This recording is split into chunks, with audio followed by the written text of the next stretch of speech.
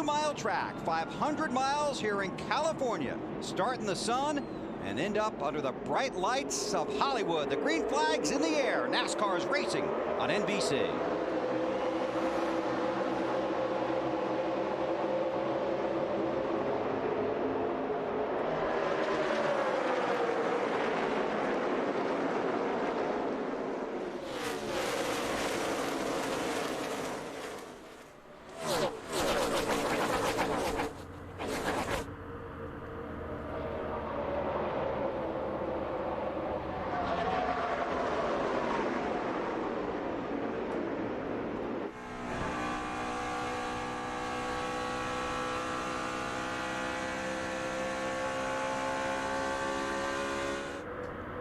Strong start by Kurt Busch.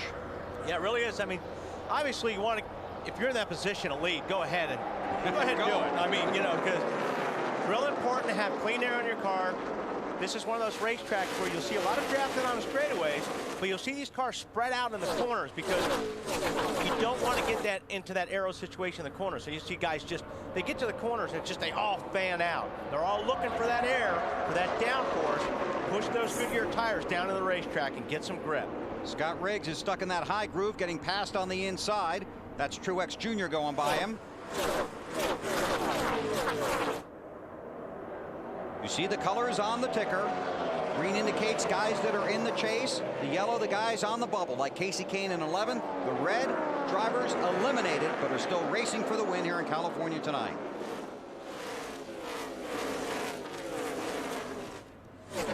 Earnhardt Jr. up to fourth.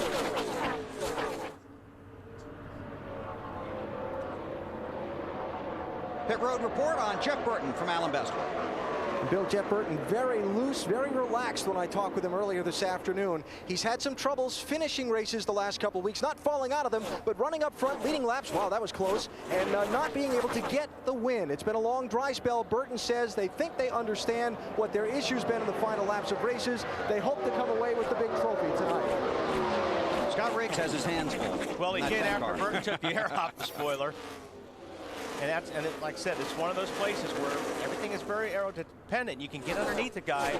We saw a lot of loose race cars last night. This track right now is slippery, and I mean, you'll see a lot of guys being loose right now. Look at how bad the sun is going into 3. That's what these guys are fighting.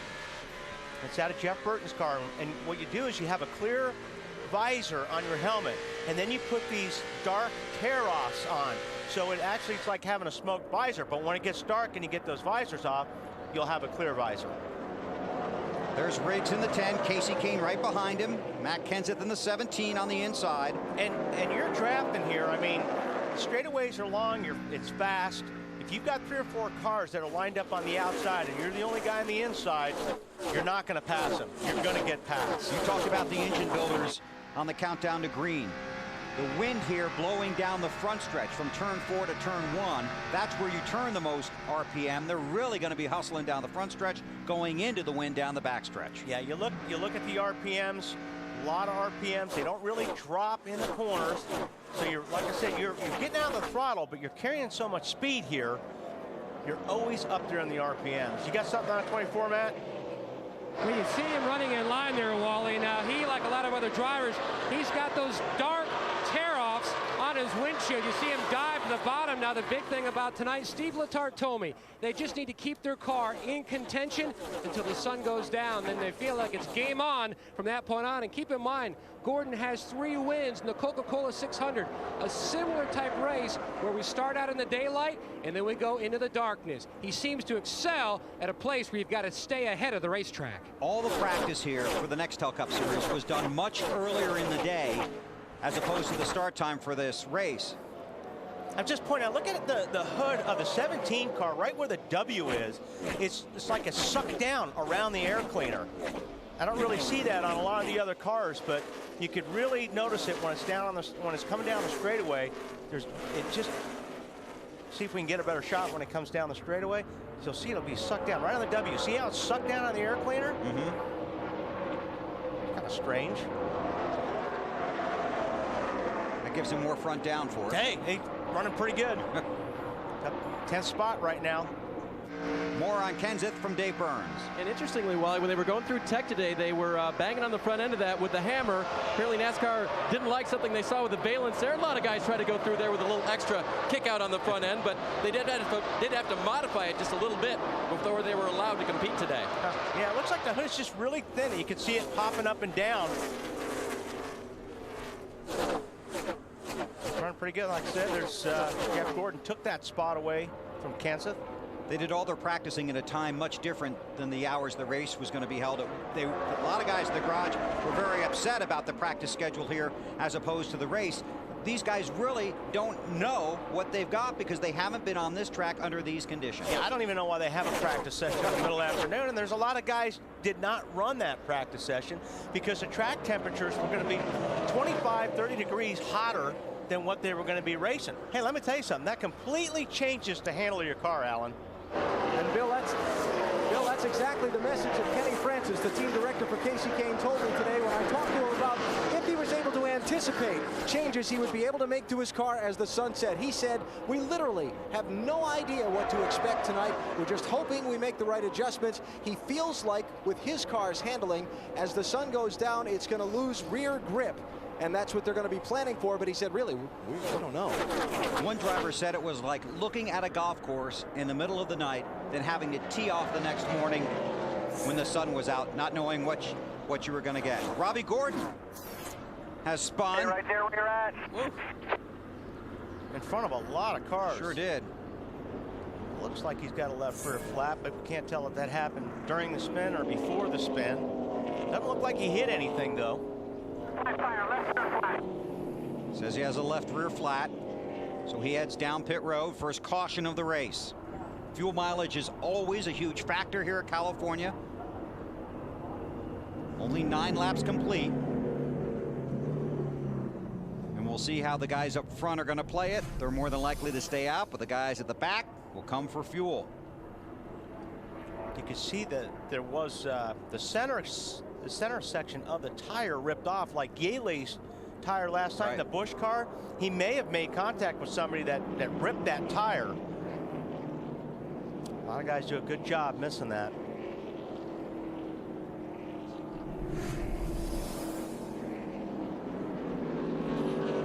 A lot of times if you rub up against a guy, it'll slice the side of that tire, and then the center section will just come right off. It'll rip right off the tire. So Robbie on and off of pit road. Kurt Busch is the race leader, Earnhardt Jr. second, Brian Vickers, Denny Hamlin, Clint Bowyer the top 5.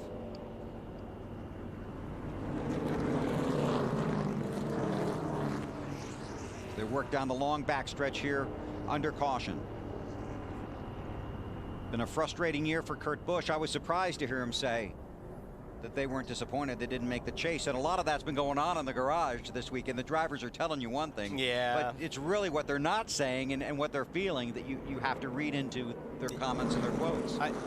Trust me, they're disappointed. but what he's trying to do is say, okay, hey, listen, we didn't make the chase, so we're going to make the best of it. We're going to try some things between now and the end of the year and come out, Daytona swinging.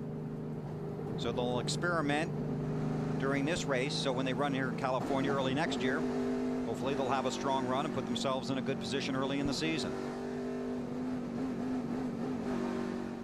Pit road is open and everybody coming. Marty. Bill, Ryan Newman started 12th. He's made his way up to the 9th position. The car's a little bit tight when he gets back to the gas. Now, these guys, like an NFL team, have named their pit stops. The play called now is called Cage Fighter. 4 tires, no changes to the chassis, though, for the 12 car. Dave? 2 tires on the right side for Matt Kenseth. They're going to try that early, see if it works. He also wants a track bar adjustment. His car is loose. Matt. And Dale Earnhardt Jr. in the A car started 6th, currently in the 2nd position. No changes for Jr. Says the car is neutral and likes it. AB. Kurt Busch's team has already made an adjustment to the crossweight on their car, feeling like they might give up a little track position with teams taking 2 tires. Looks like they might have had a little trouble on that stop. Cost them a couple of spots. A lot of traffic down there on pit road.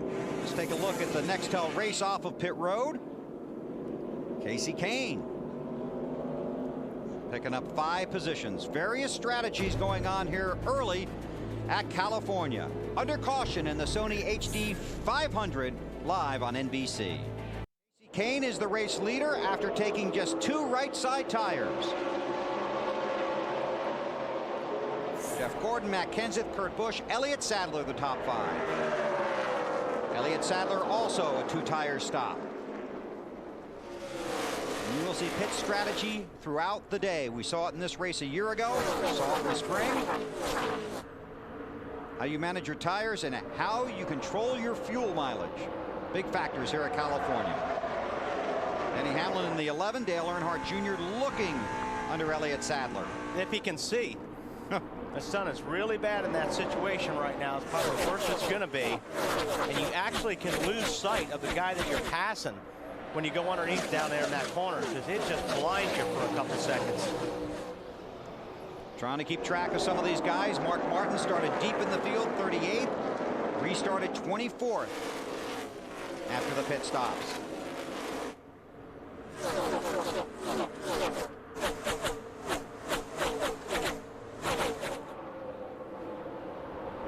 Jeff Burton. Trying to get 7th away from Sadler. Looks like he's going to do it. And Sadler slides up the racetrack a little bit. 4 tires instead of 2. Yeah. More on Sadler from Marty. And Bill, that was a 2-tire stop last time for Elliott Sadler, as you reported.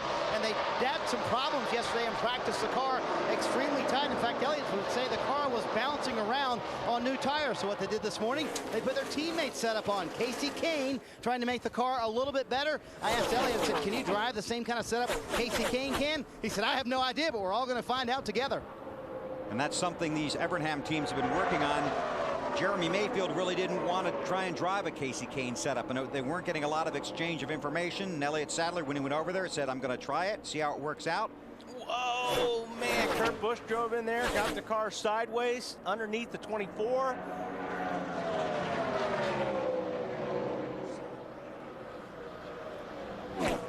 Now both cars had draftman help down the straightaway, so Jeff Gordon and Kurt Busch they went in the corner pretty even. Slides up the racetrack, Hamlin way up there. Jeff Gordon had to back out of the throttle because he had that 11 car up above him and he had to get out of the gas. More on Hamlin from AB.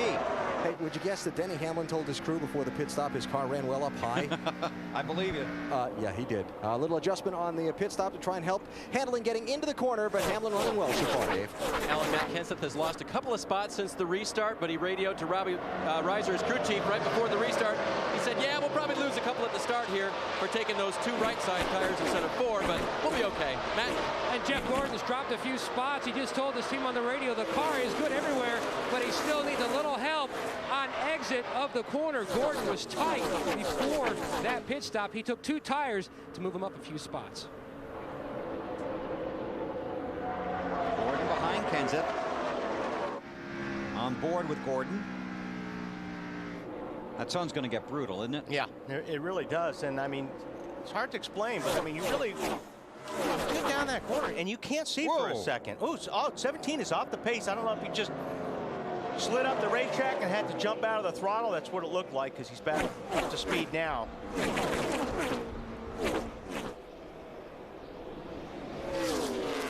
Jeff Burton looking under Jeff Gordon. Man, these guys are really moving around. These cars are really sliding around right now. Look at how bad that sun is. Burton down in a 3. Trying to roll underneath Gordon. And this is where you need to kind of be ahead of him and drift up the racetrack. Burton's got a pretty good car right now. Gordon's not able to get on the gas. You heard he was a little bit tight. Right. So he's letting that car roll for a long time, and he can't get on the gas as soon as he wants to. That's why he's losing some spots from the middle off. So teammate Kyle Busch behind him. Kurt Busch trying to recapture the lead. Falls in behind Kane. Denny Hamlin runs 3rd. More on Casey Kane from Allen. Well, Bill, just before the caution flag pit stop, Casey Kane told his team they were better than where they were running. Remember, he was back in traffic a little bit, so they went with a 2-tire stop to try and get him some track position, some of that clean air on the nose of his car. He's got the lead right now. Kurt Busch talked about before the pit stop that the front end of his car, the aerodynamic part of that front bumper, was very sensitive, and he needed it to be right down in the racetrack all the way. They said if it was an inch up off the racetrack, it completely changed the handling of the car. So they made an adjustment to try and keep that front end glued to the racetrack and help his car through the corners. Looks like they accomplished that. Hanging with Kane. Allen was talking about Kurt talking to his crew. Gets a little technical, but we listened in. When the car has very fresh tires, I can drive up into the corner and I can feel the shock travel and the car is down. So on lap 4, we got loose and the whole car just jumps up out of the racetrack, and now we don't have that downforce. So bottom line is, I'm just saying the Dodge is very sensitive to being on the ground versus being up an inch or so. And I think that inch or so he's talking about is when the tires build pressure. You get that, that's where what he's talking about. When these guys first start and they put new tires on the car, the pressures are down a little bit, so your ride heights are down a little bit. The closer to the ground you can run, the more grip you're going to have. You got more on this, Allen? Well, Bill, just that it's part of, you heard Kurt talk about the Dodge. It's part of what Kurt and his team have been going through this year. Kurt has been driving Fords the last few years for Roush Racing. So he's not only getting used to a new team and the new chassis setups that have come rolling into the sport this year, but also the sensitivities of a different body style than he's been used to driving. It's all something a driver has to adjust to from the car, and I think it's taken Kurt a little bit longer to get the feel for some of that this year than he was expecting it might. And Dodge will have a new nose and new hood for 2007.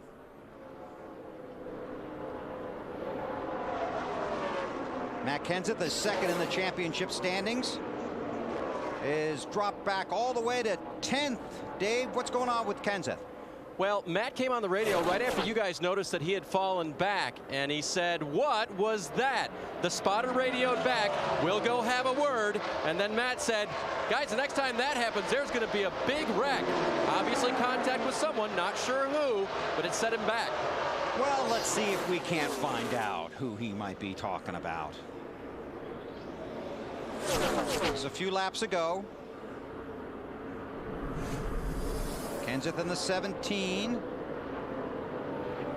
Well, he just got a little bit loose up there. I mean, the 31 wasn't really close enough to take the air off. I mean, it didn't help, but it looks like he just got pinned up there and the car got loose. Dave?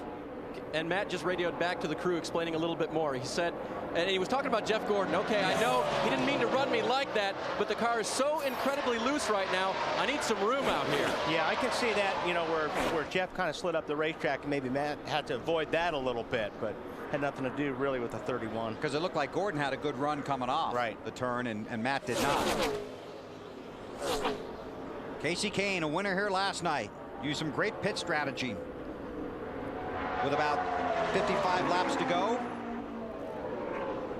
got him into victory lane. But don't take anything away. He had a very strong car and a strong run last night for Kane. Casey 11th in the championship standings. So you can see how close it is right now. More on Casey from Allen. Actually, Bill, it relates to the guy that's racing in for the lead there, the 11 car, Denny Hamlin. I talked with Denny and his team's transporter this morning. He told me about his championship position. He said, really, the only car we're racing out here is the 9. Trying to make sure we stay ahead of him and gain points and lock ourselves into the chase. Funny that now they're racing for the lead here, huh? Exactly right. Casey Kane out front in California with Denny Hamlin and Kurt Busch chasing. Just one race before the cutoff after this one. Casey Kane from Washington trying to claw his way in. long stroll down pit lane. Bottom of your screen right now on that 29 car. The car was loose earlier. They helped it a little bit with the track bar and air pressure adjustment. Kevin said, I want to do some more of that, but not the track bar this time. Let's just do the air pressure adjustment, see where we end up. It'll be a 4-tire stop for the 29 car. Matt? Dale Jr. stopping short in his box. He doesn't have an issue with the 25 of Vickers leaving. The concern for Jr. is not the car, it's the radio. He can hardly hear anything. The team says no changes on this stop for Dale Jr. Amy? Going to be a 4-tire change on Casey Kane's car. They're going to pull a spring rubber from the car. Looks like they did that on the left rear. And away he goes, so not bad for having pulled that spring rubber out. They have to hesitate just for a second, that extra move on the stop. Trying to improve the handling of the car. You see the race off of pit road.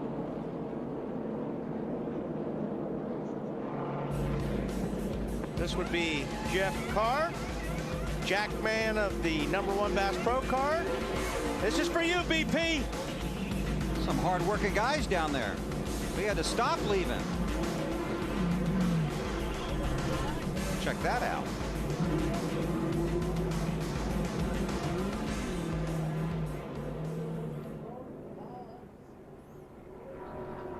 Guys kind of give us a heads up on stuff like that. In the race, see Boyer down underneath Burton. That's for 3rd spot. Teammates right there.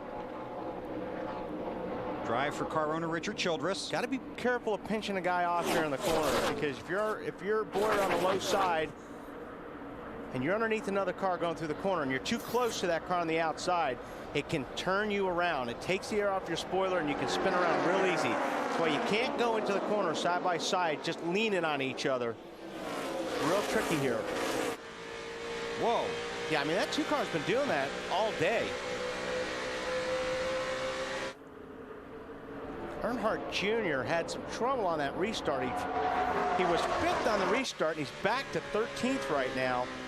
I don't know if he missed a shift or what happened, but Matt, what happened on that restart?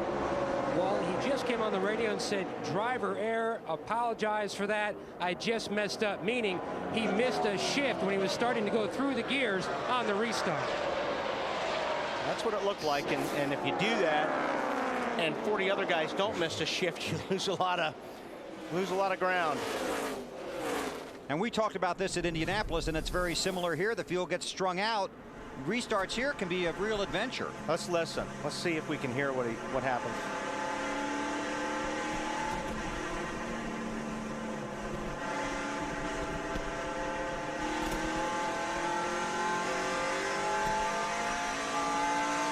You know what? He didn't miss it. He just didn't anticipate it. He was way down on the RPMs when they threw the green. Those guys took off, so he didn't miss a shift. He just didn't time it right. He was laying back, then he closed up, and then he had to get out of the gas, and then they went and left him. Yeah, and he sounded like he was in too tall of a gear, too. I don't know if that was the case, but regardless, I don't think they'll let that happen again. Earnhardt back in 13th. Carl Edwards right behind him, then Tony Stewart. That green car is Brian Vickers. And these 3 guys love each other.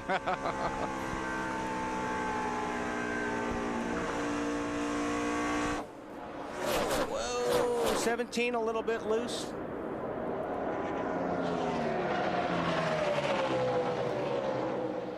Jeff Burton for 2nd. Boyer, his teammate. Kurt Busch back to 4th.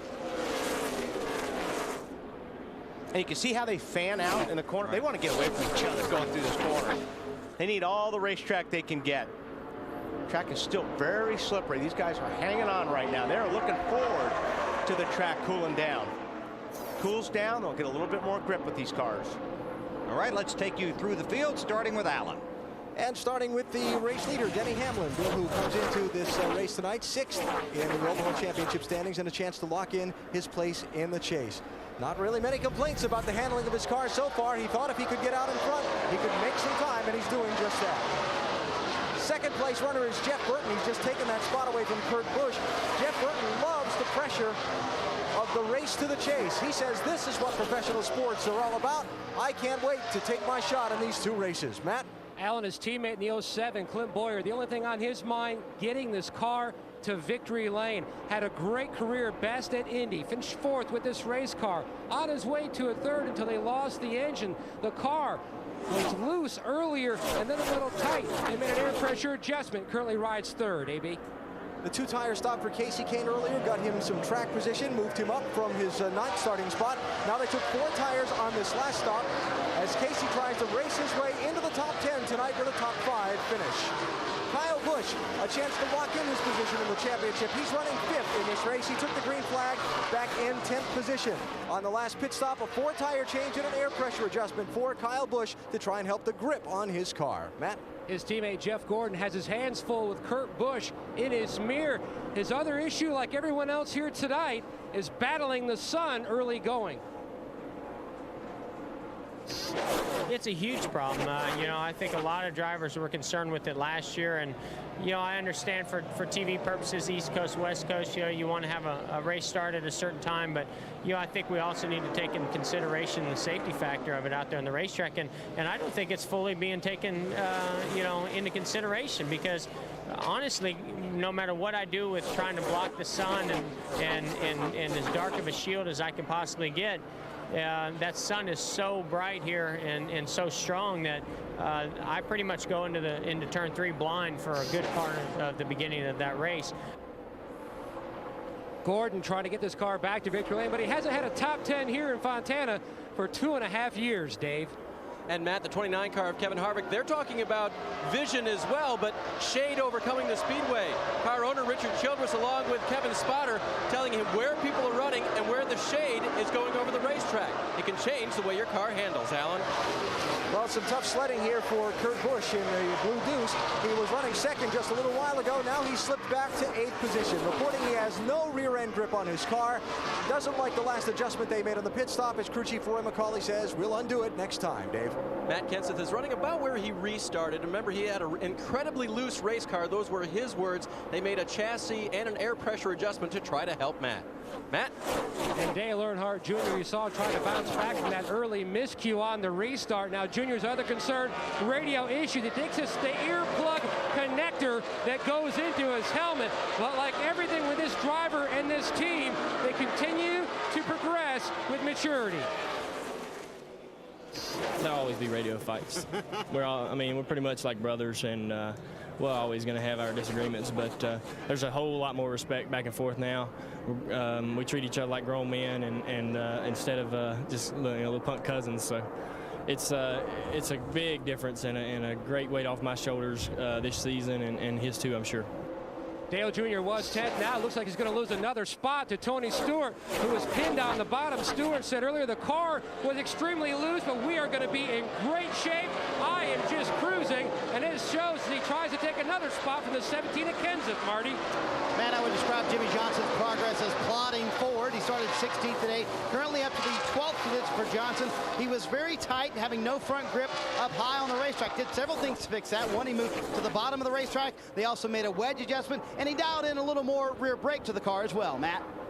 And Carl Edwards in the 99. Now, you heard him in our pre-race show talk about the fact that he's got such a huge hole to try to dig out of. Now he just wants to get this car into victory lane and work as Junior bobbles a little bit down on the bottom, just trying to get this team back on track like they were last year, AB.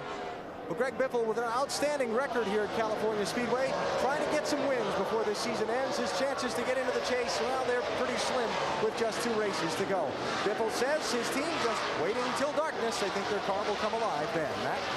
Brian Vickers started on the outside of the front row, thought he might have his best shot of scoring that first win, but the car too tight in the center while he's trying to run the bottom. He's tried to move up to the high side to see if that will help fix his bias issue. It hasn't yet. Snyder?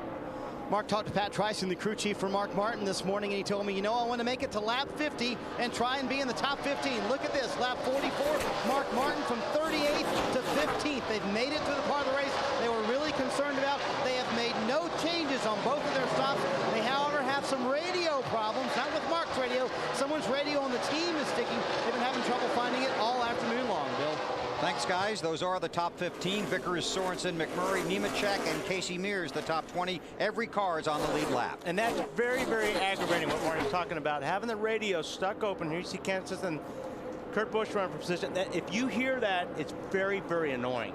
Because all you're hearing is noise or background noise or whatever, and it's just shut that radio off. Alan? Bill, we're going to continue to see Kurt Busch in that 2-car slide back. He said the back end of his car is so loose right now, wiggling around, that he just doesn't want to get too close to anyone for fear he's going to wreck. A little while ago, he called into the team and told them to go get a new right front spring ready for the car, just in case. Perhaps some concern that the right front spring on that car may have gone sour. If he stays up high, Kevin Harvick trying to clinch a spot in the chase. Don't forget, those guys talked about trying some things, right. You know, the 2-car of Kurt Busch, so maybe they went in the wrong direction. And they'd rather find that out now than when they come back here in the spring. Harvick in 8th, Kenseth in 9th. Right now, Denny Hamlin, the rookie, out front in California. 2 wins this year, both at Pocono, in that exact car. It has been a remarkable season for this rookie. Now, can he race his way into the chase? About a 5-lap, 10-lap window there going into 3 where you're blind. Doesn't matter what you have. So if you're going to wreck somebody, that's a good time to do it because you got a good excuse. You see the different colors on our ticker indicating the drivers in the chase, those on the bubble, and the ones that have been eliminated. Jeff Gordon, the new race leader. Hamlin is 2nd.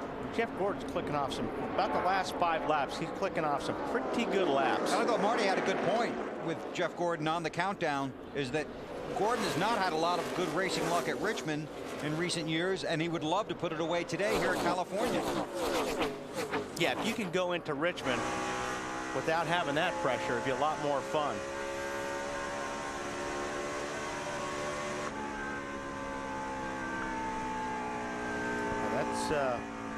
Well, that's pretty tough. They got to fight that for a while yet. See the RPMs on the right, top speed over 197, 200 miles per hour going down into these corners. That is hauling the mail. And they have that tailwind down the front stretch. Wind blowing from turns 3 and 4, turn toward 1 and 2. Then a headwind down the backstretch, looking into the sun.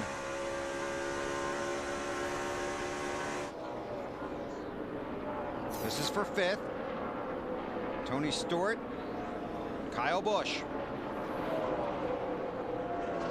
Busch trying to make the move on the outside, Alan.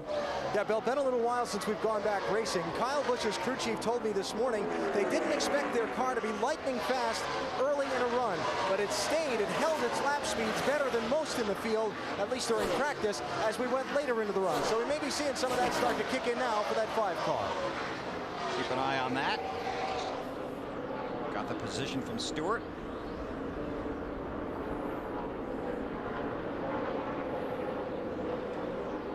Defending champion of this race. This is back about 10th. Jimmy Johnson has 10th. Carl Edwards is 11th. More on Johnson from Marty. Bill talked to Chad Canalsi, championship leaders crew chief, this morning, and he said, you know, we really need to try things now for the chase. So the setup under that 48 car is the setup they would love to use at Kansas and Homestead. Chad told me that's the racetrack that really, this racetrack really translates to those 2 racetracks in the chase. So far, so good for Jimmy, hanging in the top 10. Matt? Looking back at the 99, you can see him dip on the outside. The car was tight earlier, just trying to work on that balance. As you can see him draft the 48 of Johnson down the backstretch. Dave? Now, Matt Kenseth had some changes done to his car. He just radioed into crew chief Robbie Reiser, still a little bit loose. It's better on top of the track, but it's really tough to draft. He was up behind Junior for a while there, you saw, but that makes his car even looser. That's pretty tough. And Robbie Reiser reminded him with the sun, now you got to hang in there for about another hour on that deal. Hey, Dave, you got a second? Go ahead, Webb. Can you update us on what we saw on that crew cam with Truex's car? Yeah, what had happened was they let the jack down, or it dropped accidentally early and came down on the left front tire. They popped the wheel on, but hadn't tightened any of the lugs yet. So it crushed that left front fender. They had to pull that back out, and when he restarted, having run near the top 10, he was 42nd.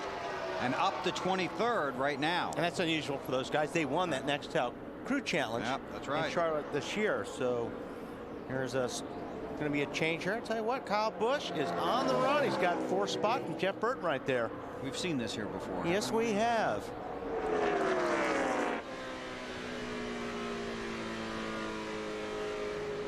Boy, off the throttle a long time right now. Jeff Gordon is the all-time lap leader here at California, but led only 2 races in his last 7 before today. He's out front by a second over Denny Hamlin, Casey Kane, Kyle Busch, and Jeff Burton. He was fun to watch last night. I mean, he drives this racetrack pretty loose. Yes. You can watch him come through this corner right here. And normally you see that glove go to the right. So, I mean, and that's why I think he's one of the, better drivers around this place. He really hangs it out. Hey, B.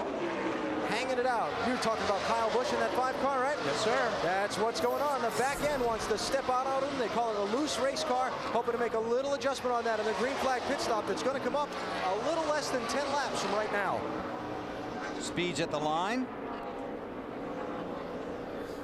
Kyle Busch, fastest that lap. Saw Kenny Wallace and Bill Elliott fall off the lead lap. Tony Raines has also fallen off the lead lap.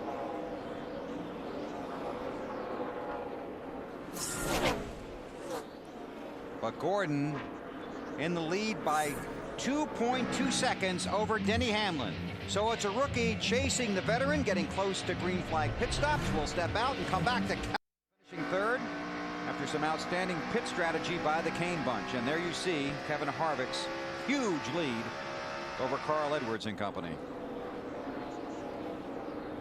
Dale Earnhardt Jr. in that 8 car is 6th. Mark Martin in 7th. Martin 9th in the championship standings right now. Earnhardt Jr. 10th. Mark was fun to watch last night because his car was so good. It really was. His car was just hooked up. He had him, I mean, he had him pretty much covered, but like I say, Casey Kane, that team gambled that there wasn't going to be another yellow after that last pit stop, and it worked out for him. And they came back in, pitted on lap 94, came back in under the same caution on lap 98 and topped off, and that gave him enough fuel not only to get to the finish, but to celebrate his win and drive the car to victory lane. Boy, Earnhardt Jr. using all of the racetrack and then some. Up in the dirt and the marbles that time. Jeff Gordon on pit road. Green flag pit stop, 75 laps are complete. Headed for you, Matt. Started the day out 5th in the championship standings, and like a lot of other drivers, knowing just a maximum point kind of day will help solidify your position for the chase of 2006. The 24 guys up on the wall. Gordon makes his way into his pit box. Easy entry. The car extremely loose. More so down in 3 and 4 than 1 and 2. Steve Letarte calling for a small air pressure adjustment. Like Wally said, you don't want to over-adjust at this point with the sun setting, Alan. Casey Kane has pitted from 4th position. They're going to make a track bar adjustment. You see that wrench there being twisted to try and help the handling of that car.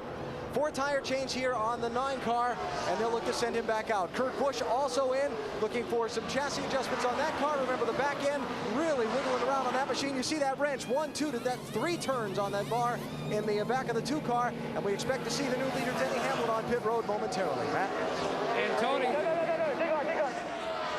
And Tony Stewart, the defending series champion, making his way down pit road. Now Stewart, his car was loose earlier.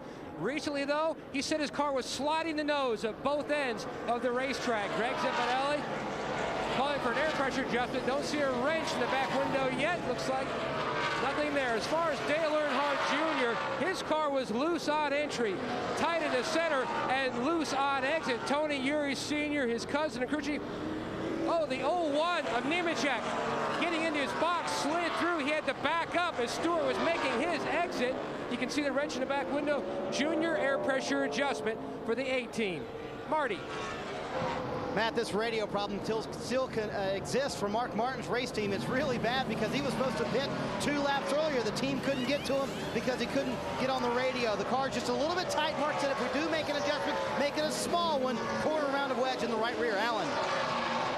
Denny Hamlin gives up the lead for a pit stop. Going to make an adjustment on the crossweight on the right side of the car to try and help it turn a little better. A good 4-tire stop for this team. Jeff Burton is in just in front of him, Dave. And the 17 car of Matt Kenseth is off of pit road. He said, what are you going to do to tighten up this race car, crew chief? They made an air pressure and a track bar adjustment. Kevin Harvick also on and off of pit road. His car very loose. They adjusted for that as well. Allen. And Kyle Busch is coming in after a lengthy discussion on his team radio over his car's handling. Look for crew chief Alan Gustafson to try and make a chassis adjustment to get the back end of that car stuck more, especially on the exit of the corners. That's where Kyle was struggling with it the most. He's been very proud of his team's pit stops, he told me this morning. He said his crew's been performing at a very high level. They just want to get through this race tonight and next week's race in Richmond without making any mistakes on pit road. That looked like a pretty solid stop. Certainly did. These guys are so good in the pits anymore. I mean, it used to be they'd get anybody to change tires and jack a car up, but these guys are all athletes now. They all work out. They all work at their pit stops.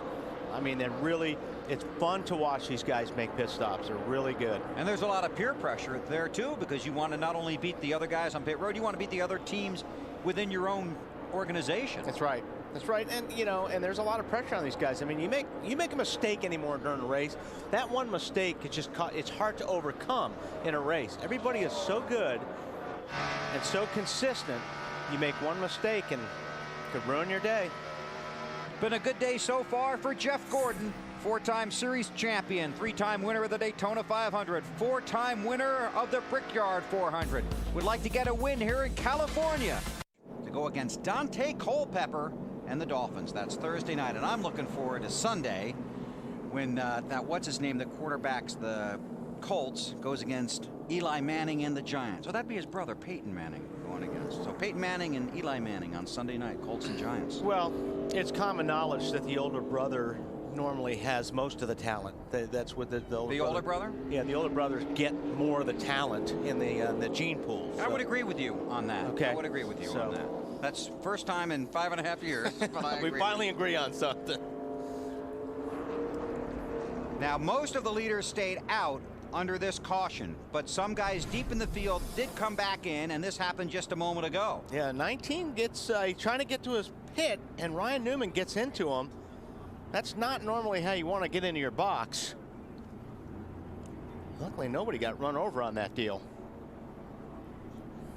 So Elliott Sadler pointing the wrong way on pit road, but they got him turned around, got him back out on the track. Under caution here at the California Speedway, that's Ken Schrader in the 21 car. He's the lucky dog. Caution here in California. Jeff Gordon, the race leader, Denny Hamlin, Kyle Busch, Casey Kane, Tony Stewart, the top 5. Marty. Well, Bill, the radio problem is not going away for Mark Martin. And what happens, white noise comes on the radio as if someone's radio is open for about 30, 45 seconds, and then it goes away for 5 minutes or so. They're trying to track down whose radio this might be on the team. But Mark came on the radio himself a few minutes ago and said, guys, you have please got to help me with that radio. It is awfully distracting. And when Marty says white noise, that's not a band.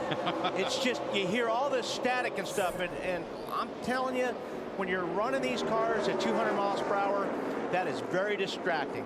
You know, it takes everything you can to focus on what you're doing, and that'll bother you. And Denny Hamlin is focused right now on the high side for the lead. Kyle Busch on the low side. They split Jeff Gordon, and he falls back to 4th and may lose that position. Top 17 cars did not pit. Matt. Nothing on the radio about the restart, Bill. Just during the caution, he said the car still loose. Looking at the track temperature has come down, but the track hasn't tightened up, which is the usual trend here in Fontana. Boy, he's in the way right now.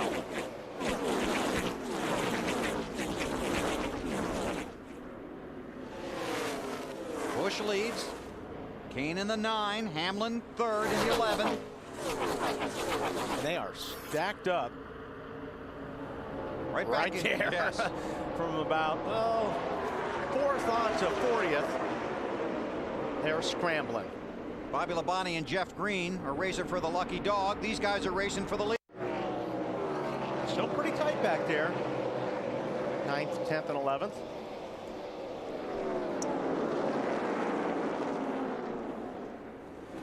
Casey's cut that margin in half from 90 down to 43. There's Jeff Gordon. The 24, Earnhardt Jr. trying to get around him. Matt. Trying to work his way back up to the point, Bill. Fell from 1st down to 6th. All he said on the radio was the car just picked up a tremendous push when I went down into turns 1 and 2, and he had to weigh down the throttle, thus allowing everyone else to work their way around him. And he was strong when he was in front, but right now back in traffic, he's got his hands full. Yeah, they're just stacked up on top of each other right now. And we talked about it earlier. You want all the air you can on your car. And right now, in this traffic, it's hard to get all that grip in traffic that you had when you're out there out front by yourself.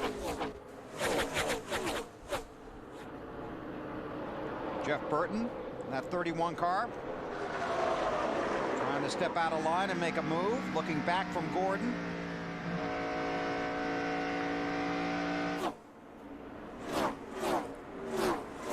Talk about pressure in the guys in the garage, but you know it'd be a huge relief for Gordon to lock himself in here so he don't have to think about it next week, especially as frustrating as 2005 was.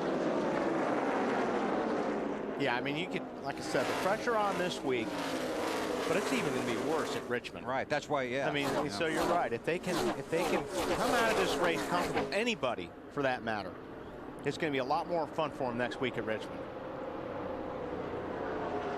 Saw Steve Letarte at the hotel earlier this week, and he goes, yeah, if we can lock in, I can finally sleep for the first time this summer. Crew chiefs thinking about it all the time. Burton in that 31 car behind Dale Earnhardt Jr.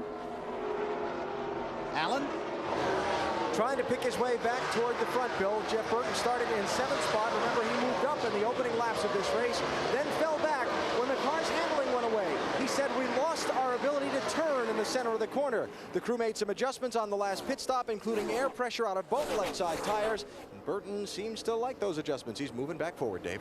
And Alan, I want to touch on something that Bill mentioned earlier, the fact that these guys practiced in the heat of the day all weekend and just now are getting into a different type of situation with the track temperatures here. Robbie Reiser, the crew chief for Matt Kenseth, told me we just are starting from basically square one at the start of this race. We have a setup that we think will work, but we'll be adjusting on it all night long, and you've heard all the adjustments that we've been talking about down here. It's who can work the best from a clean piece of paper at the start of this race, Bill. Hey, Dave, you be careful with Robbie Reiser. He's been pretty grumpy this weekend. Have you noticed that?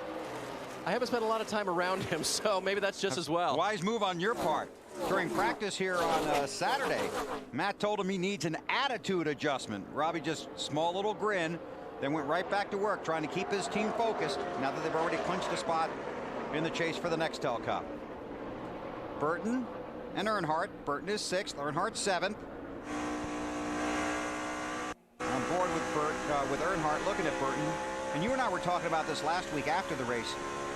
You look at Bristol and you look at Indianapolis, where Jeff Burton had a car that you really thought was going to win the race, and then, you know, the last quarter or so of the race really wasn't competitive. Yeah, it seemed like when they came in for the last pit stop to cap it off, to cap the win off, they disappeared. And Burton told me yesterday, he said in both those races, the car just got so tight and they couldn't get the tightness out of it. And the more they worked on it, the worse it got. Alan, that's similar to what you were talking about earlier. Yeah, Bill, I had a similar conversation with Jeff Burton this morning. The one thing he wanted to point out, he said at Indianapolis, our car's handling was tight, no front end grip. He said because we were out front all day, we were able to hide that from everybody. But when we got shuffled back in traffic by some 2-tire pit stops, it unveiled a flaw in our car. He said at Bristol, we really aren't sure what happened to us there. And he said, I don't want anybody blaming my crew chief that he couldn't make the right adjustment at the end of this race, because we're just not sure what happened in that one. Matt? Alan, AB, the A-team hoping that their problems are gone. First they had issues with their radio. Then Junior said they had a vibration. Hasn't said much about that lately. But the one thing about this team, Junior said he felt like last week at Bristol was their defining moment. They went from 40th and they finished 3rd. Escaping all those minefields. Now he just wants to have one of those nights here in Fontana, score a win, and then go into next week with a little bit of a cushion so as to not have to depend on what could happen on that bull rig that decides his fate. Right now, he is running solid in the 6th position, trying to run down Tony Stewart in 5th. These two drivers want to cement their spot. And while this goes on for 6th, there's some rather aggressive and intriguing racing going on. I'm telling you what, this is like 20 or 26, but it's great stuff. These guys are running side by side, 3 abreast. They're all over the racetrack. These guys are running as hard back here as the guys up front are. And Riggs started it up near the front in the 4th position after finishing 4th last week. He dropped right to the back at the beginning of the race. But there has been some aggressive racing back there, and they're really fanning out when they go through the turns. You've been watching this bunch, Alan? How'd you like to be a crew chief who said his goal for the day was for his driver not to hit anything, and see your car back there in the middle of that? Good luck. Yeah, that's the story for Kurt Busch and Roy McCauley. Made some adjustments on the last pit stop. Kurt said it's a little bit better. Dave? And Scott Riggs thought he had a much better race car than it showed. He was stayed up in the top 10. Bill, as you mentioned, he started well up in this race, but then fell back with a very loose race car after the 2nd pit stop. They've been working their way back on that. He's only made his way up to 17th. Casey Mears is back there. I really thought he'd have a strong run here tonight. Mears is back there. Reed Sorensen in the 41. Well, this racetrack, I mean, don't count them out yet. I mean, this racetrack may come to some of these guys. If they're really, really loose right now, yep, they're holding on. For as long as you're in the lead lap here in Fontana and you can stay there, this racetrack is going to change a lot. And you're going to see guys in the front all of a sudden disappear, and then we're going to see guys in this pack somewhere that are going to be up front before this race is over. 30 cars on the lead lap, and there's 151 laps to go. So you got time to work on them. Marty, yeah. What are you watching? Well, Bill, I was wondering if Wally read the playbook for the 42 team. That's exactly what they're talking about. You know, they've been loose this entire time fighting no rear grip, but they think the racetrack will come to them later. This racetrack is going to A, get tighter, and B, the racetrack is going to cool down. That should add more grip to the racetrack, and that's what Casey loves, a little more grip in the racetrack. Thanks, Marty. There's Mark Martin right now. Yep. He's sliding back. He went across the stripe there in 17th spot. You have to believe he's really hoping when the sun set. Marty, did they make the wrong move, or is that radio just bugging him? No, he made some contact with someone, Wally, and damaged the right front fender a little bit. They had a little bit of a fender rub. Mark said also the car is extremely loose right now. Quite a handful. And right now, Mark Martin, 10th in the championship standings, only 26 points ahead of Casey Kane. Earnhardt for 5th around Tony Stewart.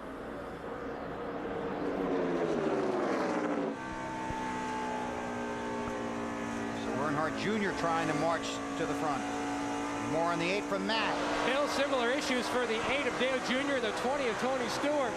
Jr. says his car just sliding the nose terribly from the center off. That's exactly what Stewart was saying about the 20 machine as well. Just no grip in the front. Casey Kane drives car 9, started 9th. Last time he started 9th was at Charlotte in a race that began during the day and ended under the lights. That night, Casey Kane went to victory lane. I've got about an inch or less of tape left before the sun will be absolutely miserable heading down into turn 3, Alan. Denny Hamlin has fallen from 2nd back to 4th place now and hasn't said a word on his team's radio since that restart. No complaints about the car's handling, no observations, just logging laps it appears at this point, Matt. And Dale Earnhardt Jr. running in the 5th position. Jr. says the car too tight, hoping for the next pit stop to try to free it up. It seems like whichever driver it is, whatever condition you're experiencing, it's magnified at this juncture of the race. Matt Kenseth runs next. Matt started out in the 9th position on this last restart. Has picked up a couple of spots, and with himself locked into the chase, we asked him what matters about the next couple of weeks.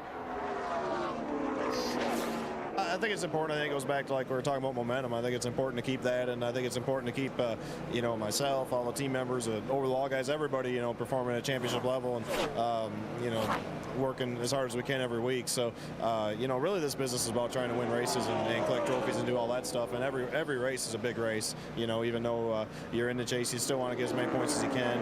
We'd love to go in and be the point leader. That's how you have the most points starting. So we're just going to do the best we can every week and see how it turns out. And as caution on the racetrack now as Brian Vickers has a problem, Bill. He's had contact, heavy contact. I think the left front tire looks like it blew on that car. Yep, sure did. Because that's what took the fender off. I don't know if he made contact with somebody before that. You see he made contact with somebody in the right rear. So the caution is out. Jeff Green will be the lucky dog. That's on the backstretch. And when that tire goes, yeah, it just rips everything apart. and this really falls into the hands of some of the guys that didn't pit under the last caution. There you see the tire go. It's gone there, actually. Bits and pieces all over the place. This is on board with Dale Jarrett. And all we're going to see is the sun. I actually saw some smoke there. I thought I saw some smoke. No, I did see some smoke when he went down in the corner. And he felt it. It was like he felt it going. He got out of the way, but. So I mean, they really got to fix that fender, because you can't run a car like that here. You won't even be able to run minimum speed without a left front fender. And you have to check the suspension parts as well to make sure everything's going to hold together for him. Too bad. Brian had a good qualifying run. Had high hopes here at California. So the caution is out and the pit road will be open, and these guys are all going to come in. Kane, Gordon, Kyle Busch, Denny Hamlin, Dale Earnhardt Jr. Then it's Stewart, Kenseth, Biffle, Jeff Burton, and Jimmy Johnson, the top 10. Kane leads them down pit road. And it'll be a busy place. Marty Snyder. Yeah, Bill, Jimmy Johnson's had about a 10th place car for most of the afternoon. He is tight in the center of the corner, meaning he lacks front grip. They're going to make a wedge adjustment to fix that. Loose off the corner. Back in wants to kick around. A track bar adjustment down on that to fix that problem. Dave? 7th place runner Matt Kenseth comes in. Bottom of your screen. 4-tire change for him. Still loose, but I think we should leave it, says Matt. And Robbie Reiser agrees. The track is going to be coming around the next 20 minutes, Matt. Of your screen, Jeff Gordon, 24 car, no changes. They feel like at this point of the race, the sun is going to play games, so no adjustments. Gordon says the car was good. Davey. 4 tires and a track bar adjustment for Casey Kane. Had to swing wide around Denny Hamlin's car to get off of pit road, and it looks like he's going to hold the lead on this pit stop. Nice job by the Dodge boys. Well, we'll check it out. We'll check the running order and go back to green flag racing when we come back to Fontana. You're watching NASCAR on NBC. Right? Bestwick was all over it.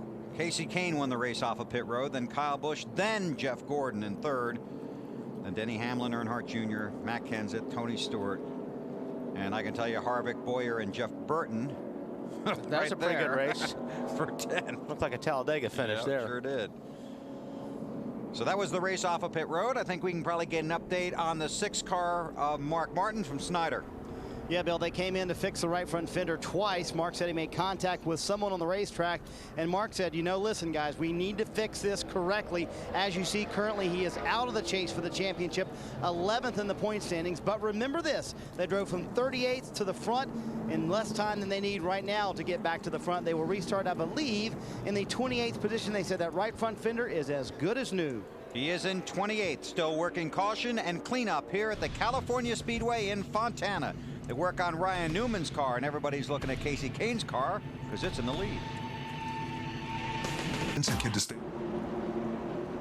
The sun getting close to setting. The pace car to pit road. Casey Kane, the race leader, brings the field to the green flag for the restart. 135 to go.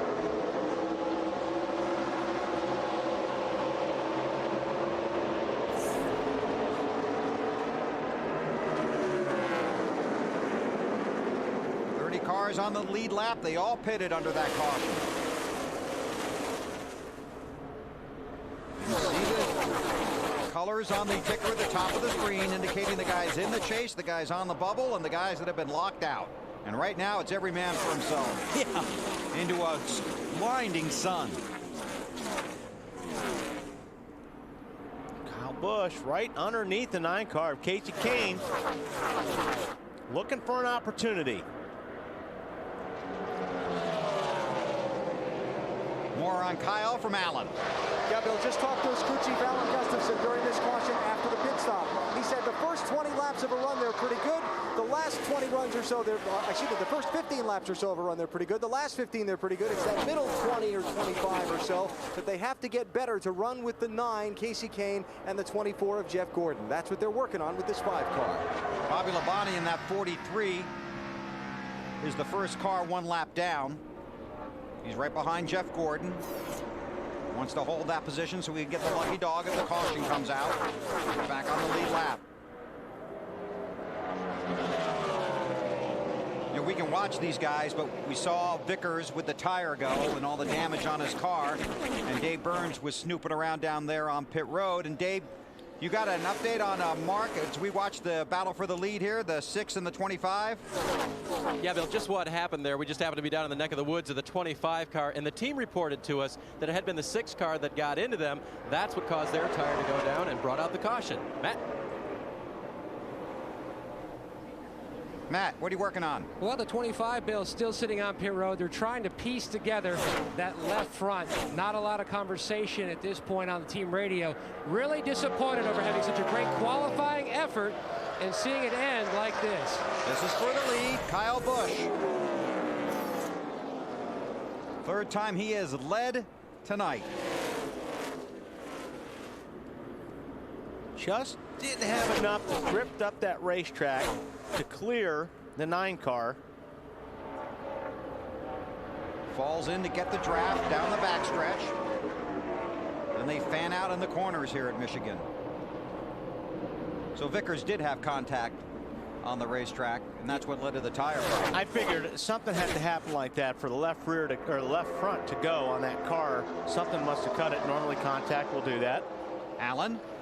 Well, you think that a guy racing to get into the championship with only 2 races to go, a guy that's tied for the most races won this season but still struggling to make that cut, would feel a lot of pressure coming into this race. But when I spoke to Casey Kane on Friday, he told me he really didn't feel the pressure yet. He said, I think it's because I spent a fun week. He went up to Washington and had a fundraising sprint car race at a track he used to race at. He held a charity event over here in Irwindale, California with some drift cars. He said, I think because I've been doing all these fun things this week, I haven't thought about the championship. I haven't let the pressure get to me. And I think another thing is, go ahead. Going back to what you said. It's what they say and what they really say. Yeah, I mean, I have a hard time believing that these guys aren't thinking about the championship. I think they get to go do these cool things, and it takes their mind off it for a little bit. But he was thinking about it last night in that motorhome or that motel room, trust me. And when they all woke up this morning, that's the first thing that was on their minds. Exactly. Today can be the day I can get it all behind us and lock in. On board with Gordon. Another thing about Kane is, I mean, they know they've got good equipment, a solid driver. They won 4 of the first 15 races. They're just trying to recapture some of that. They've had some terrible luck. Watkins Glen, Indianapolis. Yeah, I think they're almost in a better situation as far as frame of mind goes, knowing that, you know what, we just got to go out here and win races, or we just got to do what we do best. What we were doing. Yeah, exactly. And if we get some luck, we'll be in. And you know, it's a lot easier, I think, doing it that way than being in a situation with Mark Martin or Jeff Burton where you're looking over your shoulder every lap. You know, worrying about what's going to happen next and where Casey Kane's running. That sun's more of an annoyance now than just glaring right into your eyes. Yeah, it's going to be out of these guys. There won't be a problem here in another 5 or 10 minutes. And these guys will be happy when it's gone. Race car drivers happy? Well, happier. Okay. Kane gets the position, goes back to the lead. Well, tell you what, Kyle Busch is just fun to watch around this racetrack. He's got that thing hanging out all the time. Jeff Gordon's got a good look at it. Kyle coming back for the lead. Kyle Busch in the 5, Kasey Kahne in the 9, two of the bright young stars of NASCAR. Kyle Busch is only 21. Kasey Kahne's only 26. That guy behind him, man, he's an old veteran. Jeff's got a good run right now in the 5 car. I don't know if he's going to pull out and try to make the pass here.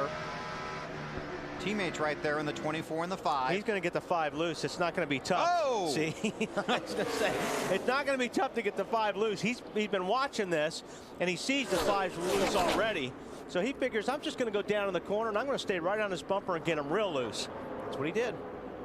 And they are teammates, right? Does not matter. It doesn't? You would do that to me? We're booth partners. I'd do it to you in a minute. Matt. Bill, there's a lot on the line for this 24 team, obviously trying to lock themselves in.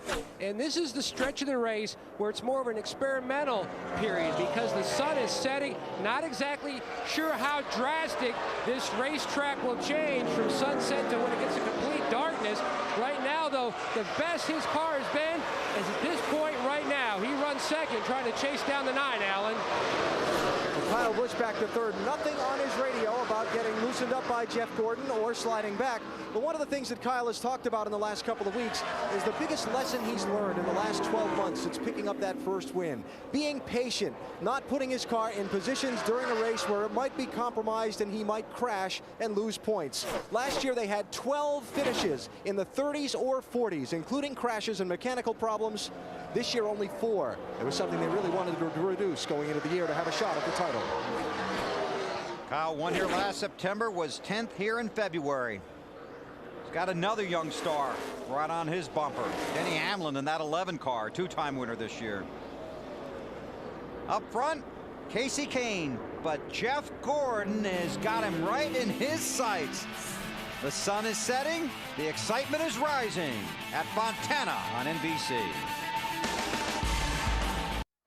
Lap 111, it took a huge swing at the handling of this car. Remember, we told you the car was just way too tight, went up significantly on the track bar and reversed some changes they made earlier to try to free up the car. Spent some time talking with Kevin Harvick's crew chief Todd Berrier earlier today. Asked him if they had a good race car. Todd said, we'll know when the sun goes down. We're almost to that point. Marty? Dave, Jimmy Johnson says things are different this year for the 48 team. He said we're smarter, more mature, and more educated about what we need to do to approach the chase correctly. And part of that key is keeping momentum for the next 2 weeks. I don't think we've been able to do it so far, so our strategy hasn't changed. The last 3 or 4 years, we lost a little steam through here, and this year we've been really strong and putting up good performances week after week. So, you know, if we can go into the chase with the points lead, it's going to be great. But if we don't, I still know that we're a better team right now than we've ever been. We're stronger, and we're going to be more of a threat this year for the championship than we've ever been. So what have they learned today that will help them in the chase? Well, they've learned this setup they would love to use at Kansas and Homestead. So far, mixed reviews. Not that great, not so bad. Jimmy's been about a 10th place car all afternoon. Alan? Jeff Burton, one of the championship would-be chasers, running in the 11th place in this race. Last traffic on his radio, his car way too slow in the center of the turns. One dynamic that's going on in this race right now is that the 11th place driver in points is leading and gaining ground on all these guys like Burton that are running behind him. Matt? In the countdown to green, you heard Carl Edwards talk about the huge hole that he finds himself in looking outside of the championship chase. Knew he has to just go out, run his own race, and try to rack up some W's. The car was tight early, but now, Alan, it is just way too loose, especially on exit.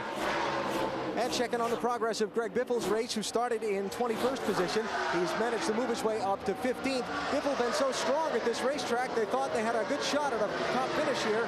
Still got some work to do on this car to get it up with the leaders. Marty?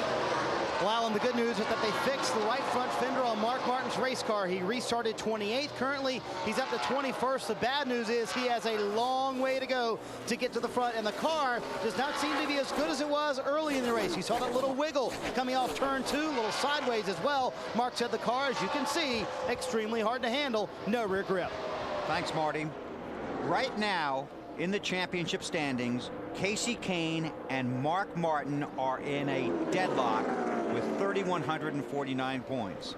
So they'd both get into the chase under the, if there was a tie, you're in. But right now, Kane and Martin tied for the 10th spot with the exact amount of points. But 115 laps to go. We'll see what happens.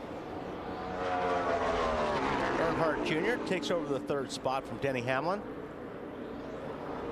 He is working the high line. I don't think there's too many guys that have been running higher than Junior has been. So he's found a little bit of grip up there. It's working for him. And more grip as we go along tonight, right? See what happens. Casey Kane, a big win here last night. A win tonight would be much bigger and could rocket him into the chase for the next Tell Cup championship. Here, what happens? Got the opening in the front of the car. That's obviously how it cools the car down. The air's coming through. What happens is when they start picking up, when you got tape on there, and when you're taped up like this, you're getting downforce on the front. But when garbage covers up the little opening that you have to cool the car, it overheats. And that's a problem that Casey Kane may have if that doesn't fly up. Now, last night in the Busch race, you see how much trash he had on the grill, and they got it off during a pit stop. But the water was up to 250 degrees. You can't run these cars 250 degrees very long before the engine will blow out or start spitting water out. So I don't know what his temperature is. That's not a lot of trash. But you don't want any more. You don't want any more. And you can get that off. If you get behind a guy and you go back and forth, if you get on this bumper and you turn left and right, the air off that car sometimes will clean that paper off. It'll blow that paper off. So I don't even know if he knows it's there or not. If they're watching TV, they'll tell him and he'll get it off.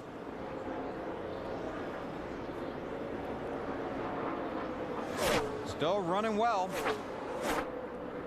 2.2 seconds in front of Gordon. Update on Jeff from Matt. Bill, the difference between first and second, like you mentioned, is leveled off to be about a 2-second difference. Gordon was battling the sun in his eyes earlier. Now he's battling an ever-changing racetrack. It isn't tight. I don't know what it is. Just all over the place. I'm trying to cool it down and see what happens. Something about this place when it starts to cool down, boy, it changes in a big way. 3 and 4 is not the same turn as it was. And the latest thing that Gordon told his team, besides being tight in the center, now the car is extremely loose on exit, but he is running lap times about a 1/10 of a second faster than leader Casey Kane.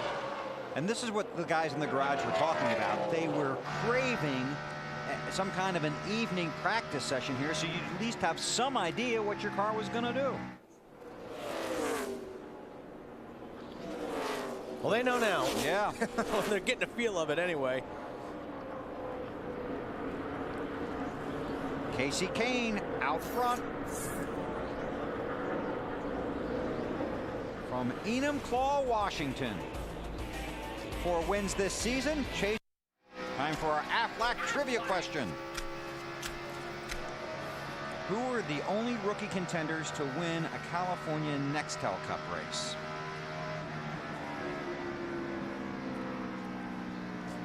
Come on, Wally.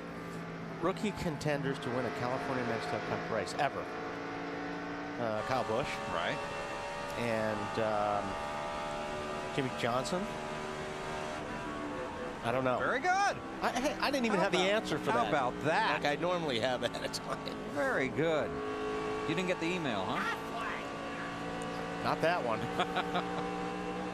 Our Aflac trivia question. And BP, we look forward to seeing you next week up there in Richmond. And you can cue the duck for us. Casey Kane just sailing along, 100 laps to go. Still has that debris on his grill. Doesn't seem to be an issue yet. Lost grip somewhere. Sounded like Gordon talking about grip. And Matt's got an update on Earnhardt. Bill, while the 2014 battles grip, the A-team on their way to the front. Junior has only one top 5 finish here.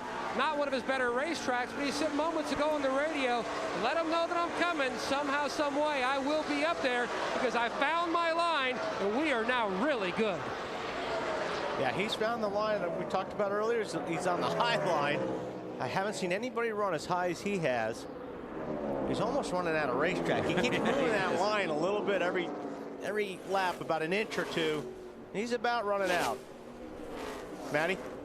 Right there on exit, Wally. Now, he said earlier when the sun was still out that he had to wait until the sun went down because he couldn't see quite as well exactly on his exit of where he would like to be.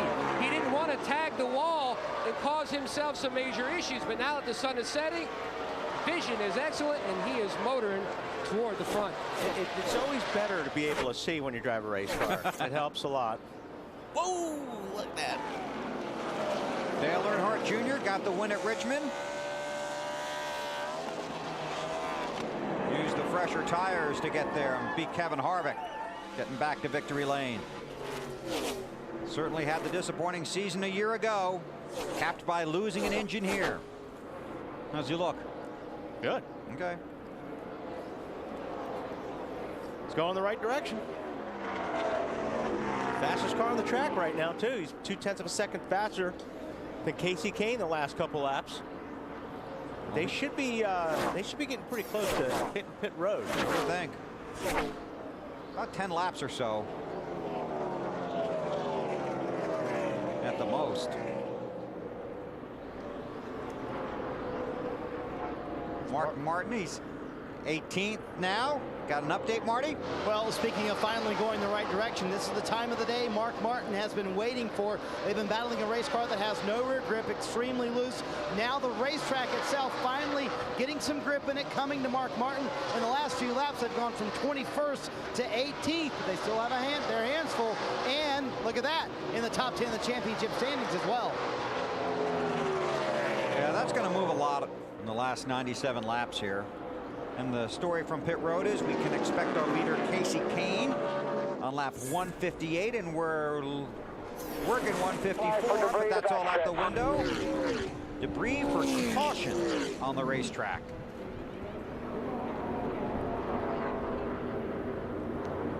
And this will put just about everybody in a window where if it did stay green, they'd only have to pit one more time after this set of stops. So we'll see how that works out. So if you're going to get your car right, you need to get it right on this round of pit stops. Casey Kane came in here 11th in the championship standings, 90 points out of the final playoff spot.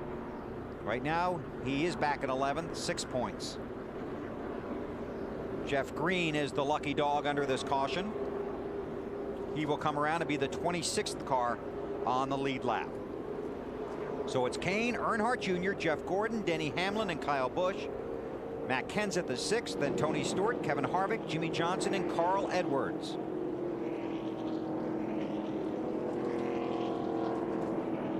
And this is when the driver really has to make sure he communicates with the crew chief and knows exactly what he wants for that race car. Yeah, it really is. I mean, and you can't second guess yourself here, you know, and that's where these crew chiefs really are. That's where they do their magic, because they know what this track is doing. They know where the car has been. They know the adjustments they've made. And like you said, Bill, this is going to be a very important, you know, we talked earlier about there's going to be some guys in the front that go to the back and vice versa when the cool track's down. And we've already started seeing that. So, yeah, this is a real important pit stop.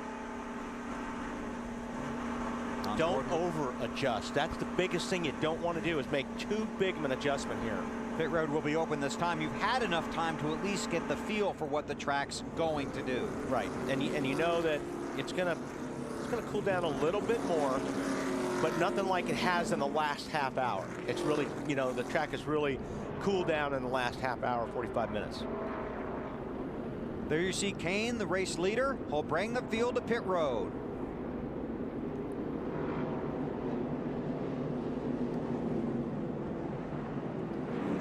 Guys will have to do their best stops right now. The spot in the championship chase could be on the line.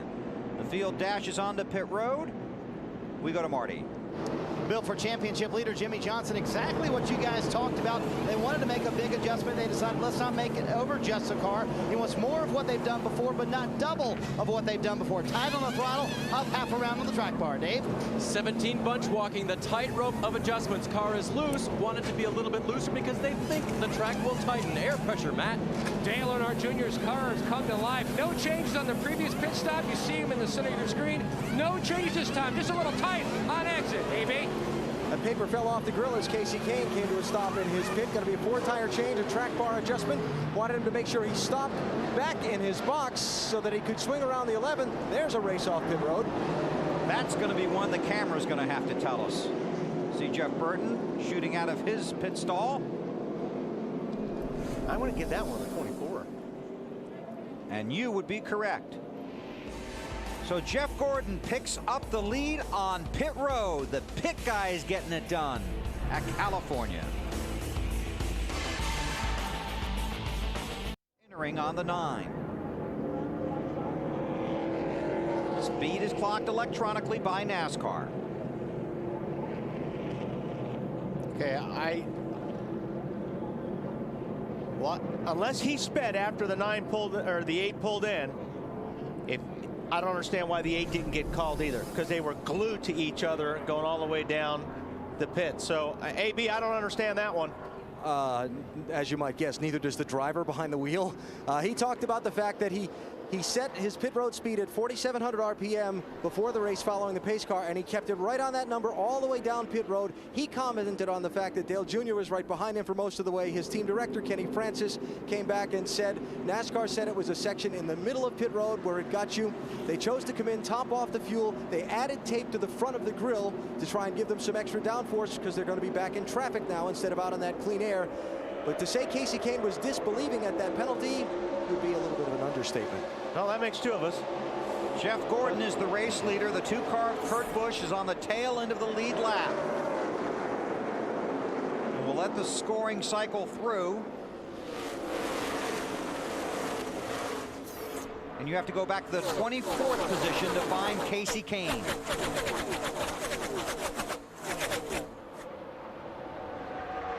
Kurt Busch had just pitted under the green before the caution came out. That's why he's at the tail end of the lead lap. Kevin Harvick in the 29 car. That's a mess back there. Sterling Marlin's there. Dave Blaney. Tony Stewart's in the middle of that.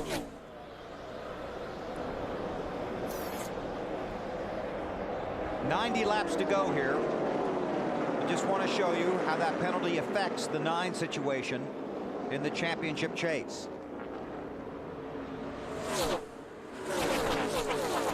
See Mark Martin in the 10th spot.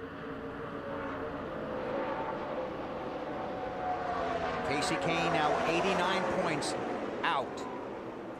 Started the night 90 out.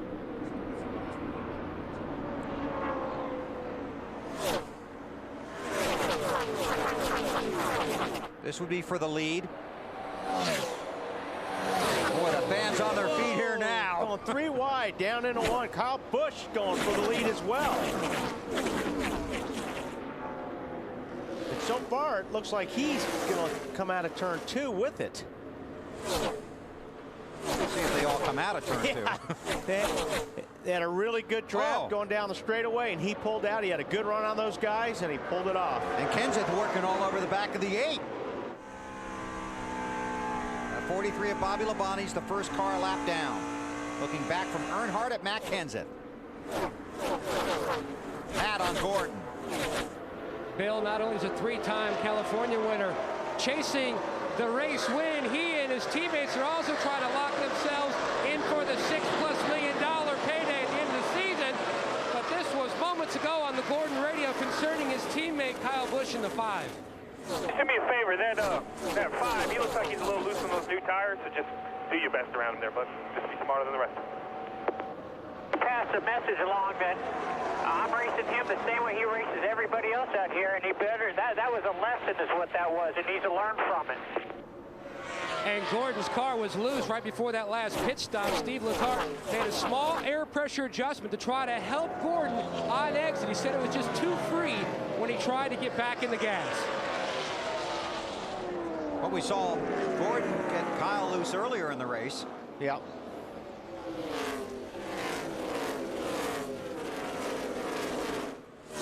Now, it's the best time to try to pass somebody who's on a restart, really, because everybody's jammed up and they go flying down there. And I mean, really, that's your best opportunity to try to pass a guy before things get strung out.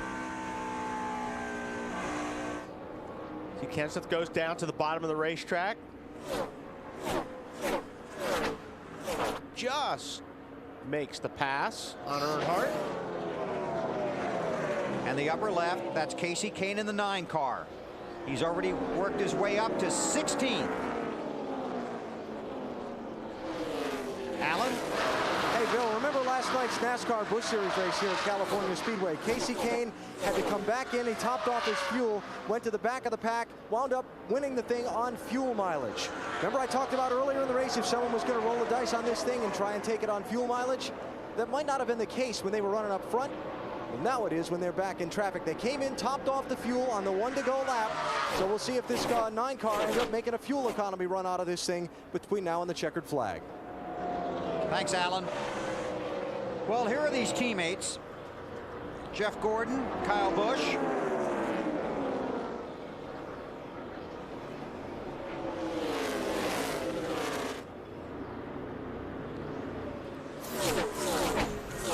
And that would be Kyle's brother in that 2 car. So Gordon back to the front.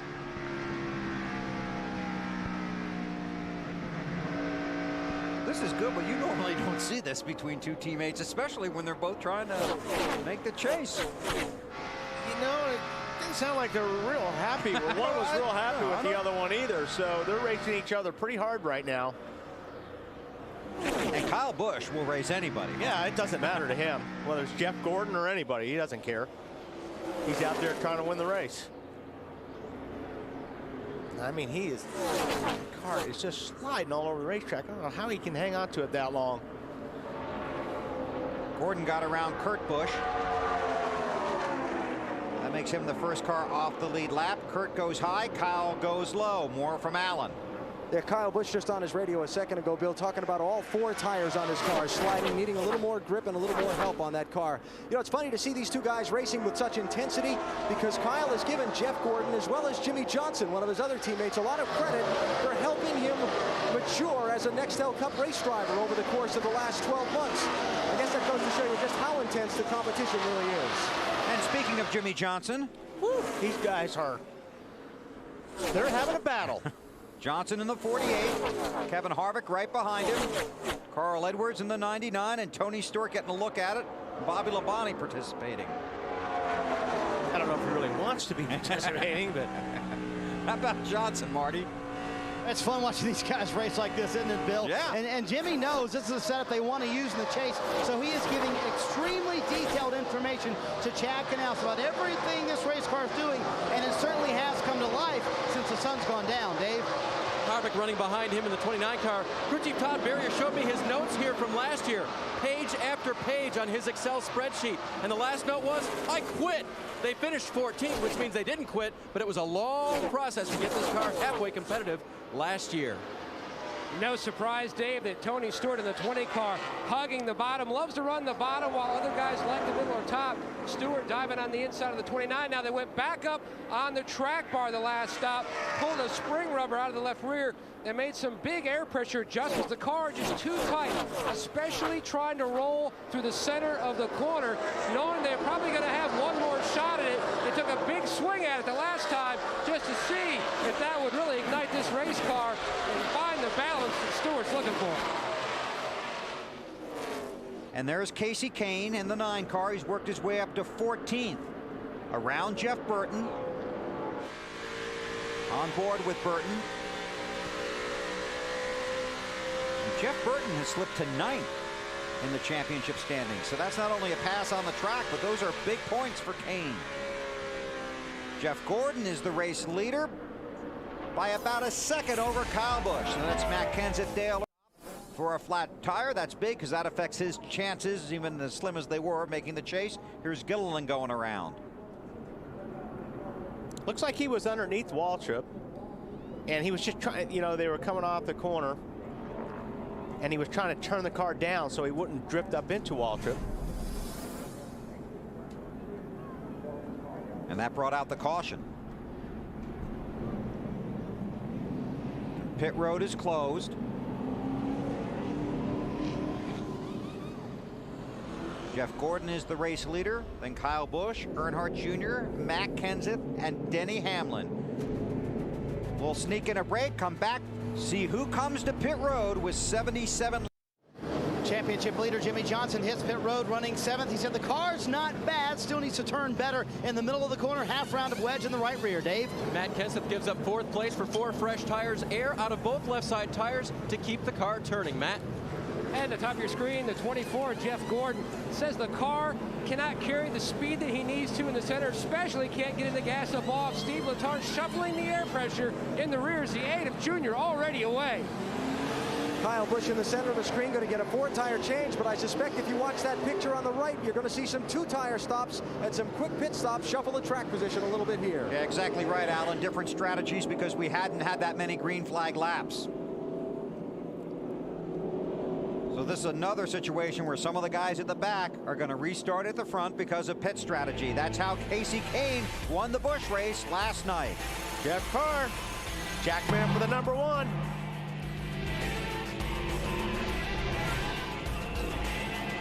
Getting it done. He runs 2nd, 2 tires for Dale Earnhardt Jr. He scored as the race leader. Scott Riggs currently runs 4th, also 2 tires. And there's our Craftsman pit summary. Obviously Kane moving forward, Kyle Busch drops the spot, and Earnhardt Jr. with a 2-tire stop. Still under caution here at the California Speedway. Jeff Gordon at the back of the pack after having a fast car all night. Can he get back to the front? We'll see. Just a nice cool evening here in Fontana, California. It's cooled off to 93 degrees. Track temperature, though, from 128 down to 95. That's a big jump. That's a lot. Kurt Busch was the lucky dog. Dale Earnhardt Jr. is the race leader. 72. Jeff Gordon restarts 25th after loose lug nuts on his pit stop and a 2nd trip down pit road. Got quite a few guys on that bottom lane that are a lap or more down. See Biffle down on the bottom right there, trying to get on the lead lap. Biffle, the first car scored off the lead lap. There are 26 cars on the lead lap.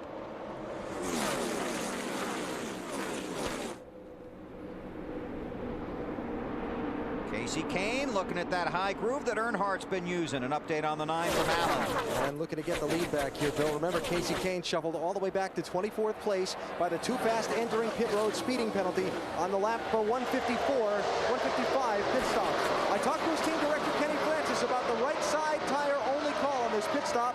He said, we debated 2 or 4. When we saw the 8 car just get 2, that made our decision for us. They've got their track position back. Now they want the lead. Both those cars just 2 tires on their pit stop. Man, he had a run getting off of turn 2, and right now he's got the lead. He's got the 5-car Busch behind him. Casey Kane needs to slide up the racetrack a little bit to hold that spot. He's got it. Junior loses 2 spots in that lap. Kane doing a little drifting up the track there. Well, there's lots of it.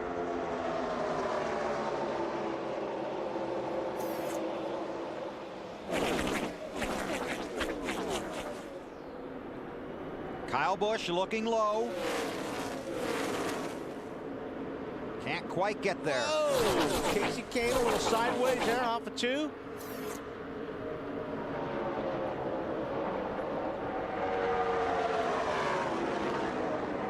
Wasn't it 89 earlier? He went from 89 points out of 10th to 9 points out of 10. Yeah. Helped by that 2-tire stop, baby.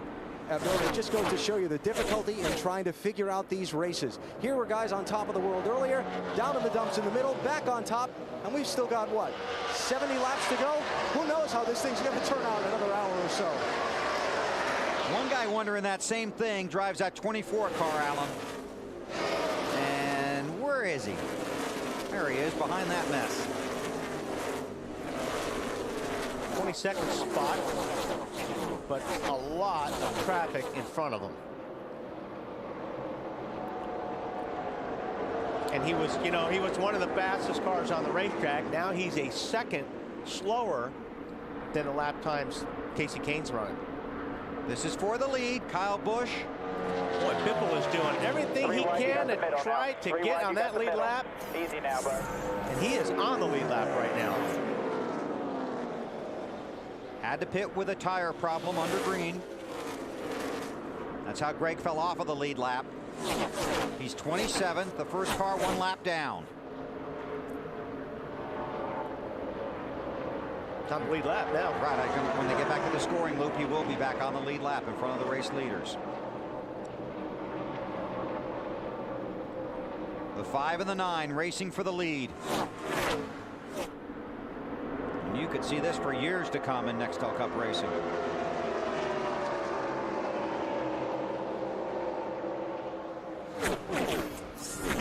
Now Biffle officially is the 27th car on the lead lap.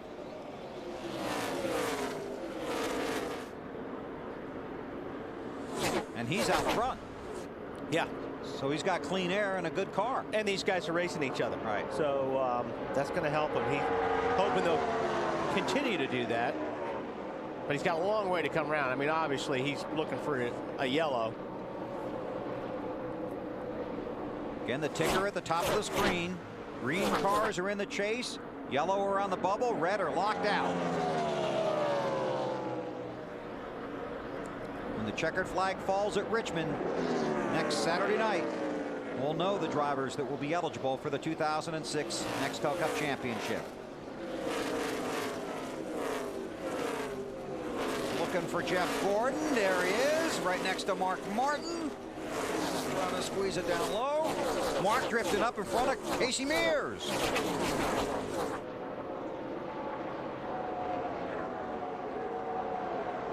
Matt. Bill back on lap 178. He restarted in 25th, quickly making his way back to the front. Air pressure adjusted by Letarte and company, trying to tighten up the race car on exit. He was close to working by the 6, so Martin just couldn't quite do it. Marty? Mark Martin and company are a little surprised the racetrack has not gotten tighter for them. They restarted in the 21st position. Currently, they're running 18th. The racetrack still too loose for Mark. They made several changes on the last stop, trying to give him a little more rear grip in that 6 car. Anyway, I think we saw that last night in the Busch race. Guys were expecting the track to get tighter, and it didn't for a lot of those guys. Their cars started out loose, and they stayed loose. Boy, all night they were loose. Yeah. This is for 4th. Earnhardt Jr. is 4th. Kenseth is 5th. Denny Hamlin in that 11 car. 3rd in line is 6th.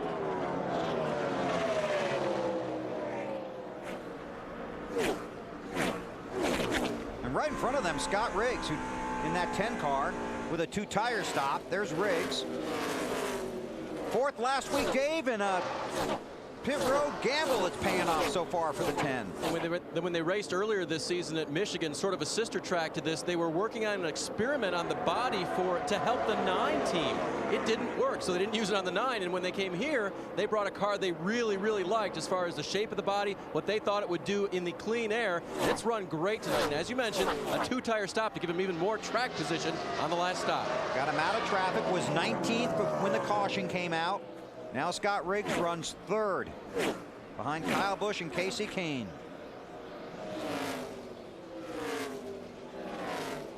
That 9 car has been good all night. Right now it's good after a 2-tire stop. He leads by 1.2. Coverage Saturday night begins at 7 o'clock Eastern time with the Bank of America countdown to green.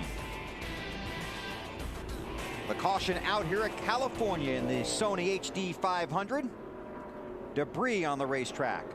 Bobby Labonte in the 43 car will be the lucky dog. He will come around to be the 27th car on the lead lap.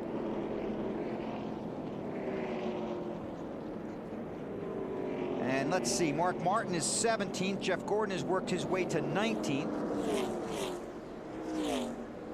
Here's another look at the championship standings as they run right now. You can see Martin's not in by many. He's going to start that pylon racing here pretty soon. And pylon racing again is? He's going to be coming down this, because you can see that pylon from off of 4. You can really see it when you're driving. You can come down the straightaway and you can kind of see where you're running, and you can also see where your competition's running. So you're going to start looking and saying, well, okay, where's Kasey Kahne? Well, he doesn't have to look far, does he? If you start at the top, you don't. That breaks your heart right there when you see that, unless you're a Kahne fan.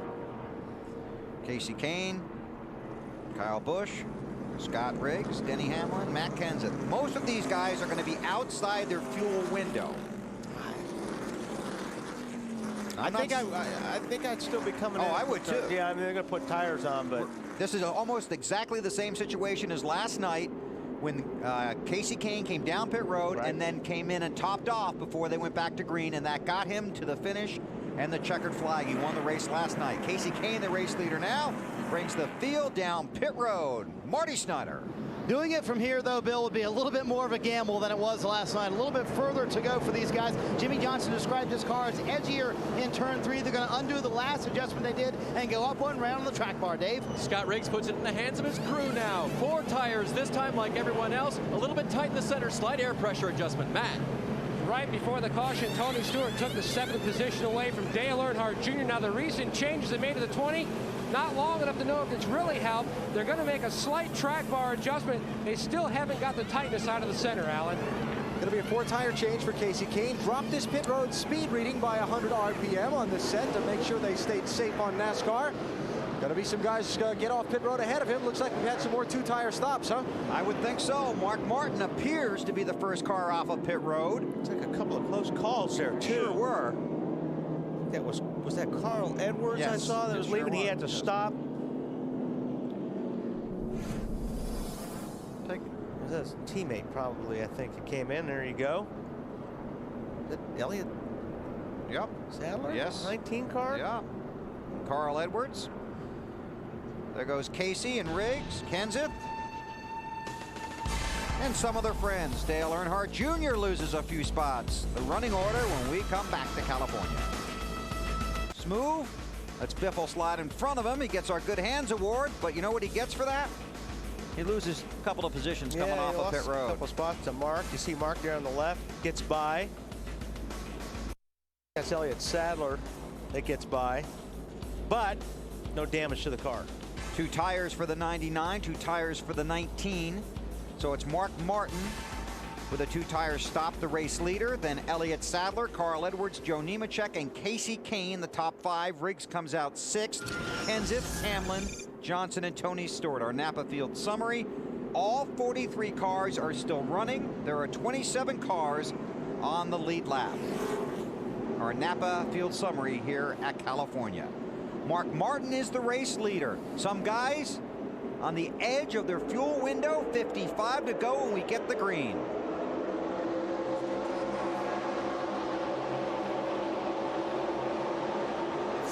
Yeah, definitely some guys are going to try to make it all the way if it stays green. Casey Mears topped off. Marcus. Man, Marcus trying to get down on that low side. And, man, Newman was down there. I don't know what was going on, but boy, Elliott Sadler took advantage of that. He's on his way. That might get Mark fired up a little bit. Yeah, I don't know if Mark knew that 12 was down there or not, because he was trying to go to the low line, and he was almost leaning his left rear on Newman's right front fender. That could have been big. Yes. There were a few fast cars coming in a hurry behind him, weren't there? That's Terry Labonte in the 44 car on the inside. He's 1 lap down. More on Mark Martin from Marty. Well, let's talk about those 2 tires and why they decided to take them. Remember, they had the problem with the right front fender earlier, Bill. Got mired back in traffic. The car has not been as good as it was early in the race. Pat Tryson said, you know what? Take the 2 tires here, see what happens, see if we can get our track position back. Obviously, the car extremely loose for Mark right now, hard to hang on to. And for Elliott Sadler, they've gotten better all night long. They said 2 tires, why not? We were looking at top 20 at best earlier tonight. Kasey Kahne under Mark, and that's 4 tires against 2 right there. And it's just, you know, what we talked about earlier too, Bill, I mean, we really haven't heard much about Elliott Sadler all night. Now he's clicking off the fastest lap. It's so important to be out front in that clean air. He was fastest that lap by a bunch. And all those cars that are off the lead lap mix in with the lead lap cars, and that makes it that much tougher to get back to the front. So Mark's 2-tire strategy working for now at least. Yeah, it might be pretty good for him. Don't forget, you got Jeff Gordon back there. He's the 17th spot right now in the middle of all that traffic. Well, earlier this race, Mark was out of the top 10 in the championship standings, was 11th. Right now, he's 5th with 52 to go. Just want to make sure we get it in that Casey Mears did come back in and top off in that 42 car. And we heard from pit road their plan is to go the distance.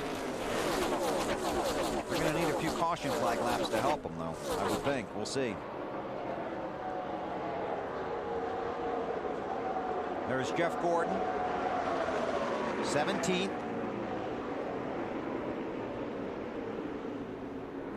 Gordon had to make an unscheduled stop under caution for loose lug nuts. Restarted 25th. Still trying to work his way back up front. Gordon had led 42 laps tonight.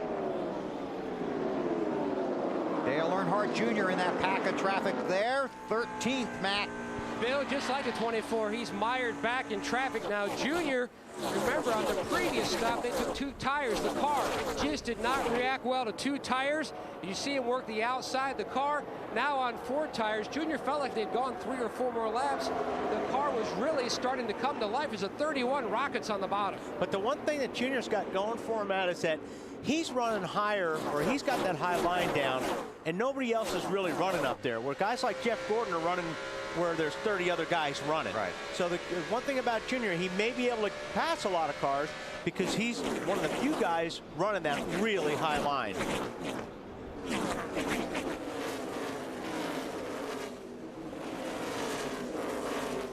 Right on the bottom right there, but normally after it gets about 15 laps, 20 laps on these tires, you'll see him up on the top.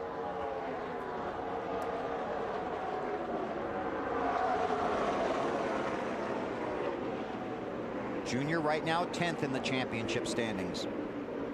50 to go.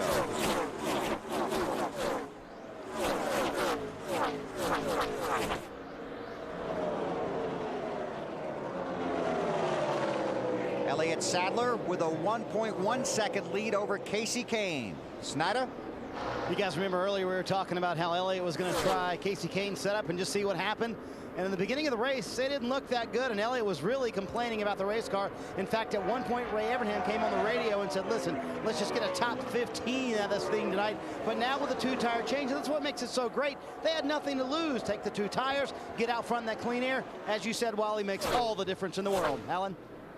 And Casey Kane's team director, Kenny Francis, debating with Casey during the caution laps before the pit stop whether or not to make any changes to this car. Kenny said it was so fast, I'm afraid to touch it. Then just before the car hit pit road, they decided on a small adjustment to try and keep up with track conditions.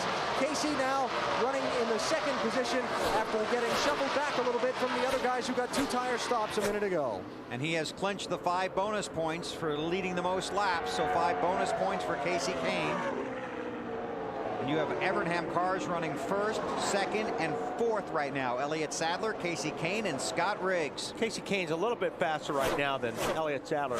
I would pretty much look at him taking the lead here in the next 5 or 6 laps easily. Yeah, or sooner. With those 4 tires, he's pulling up on the 19 in a hurry. That'll be for the lead. Evernham cars. People talking about Scott Riggs this week because of the way he raced Jeff Gordon last week in the closing laps at Bristol. He stayed behind him. He was patient up until the very last second when it was time to get around him. Then Riggs got around him. We saw those guys talking it over on pit road after the race. But a lot of people, you know, really got introduced to Scott Riggs last week, and they liked what they saw. Yeah, Scott did a great job last week at Bristol. He had a faster car than Jeff Gordon. And I don't know if there was been many veterans that would have waited that long or not put the bumper to Gordon. But you know what? Scott did a good job. Got a great finish. Those guys really have turned that team around. I mean, they obviously had a rough start this year. Missing the Daytona 500. Exactly. So, done a good job turning that team around. On board with Jeff Burton. Whoa! What happened there? Boy, that was a saving your life there. In the middle, loose off.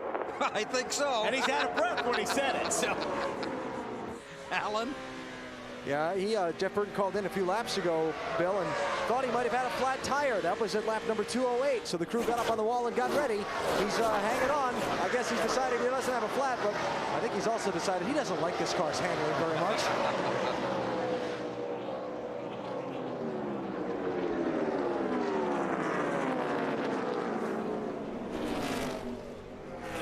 And this is just a part of the races these guys have struggled lately. I mean, you know, they've been good to start, the middle, and then they get down to the finish or the last 20, 30 laps of a race, and they lose a lot of spots. They lose a lot of ground. We talked about it at Indianapolis and at Bristol. The car just got tight. They couldn't get it out of it. Cost them a lot of spots.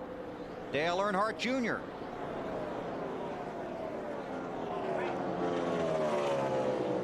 More from Matt. And Junior just made his way around the 01 and Nemechek, who had to pick it. He had a cut left front tire. Junior says the car has really come alive up top in the Richard Petty lane.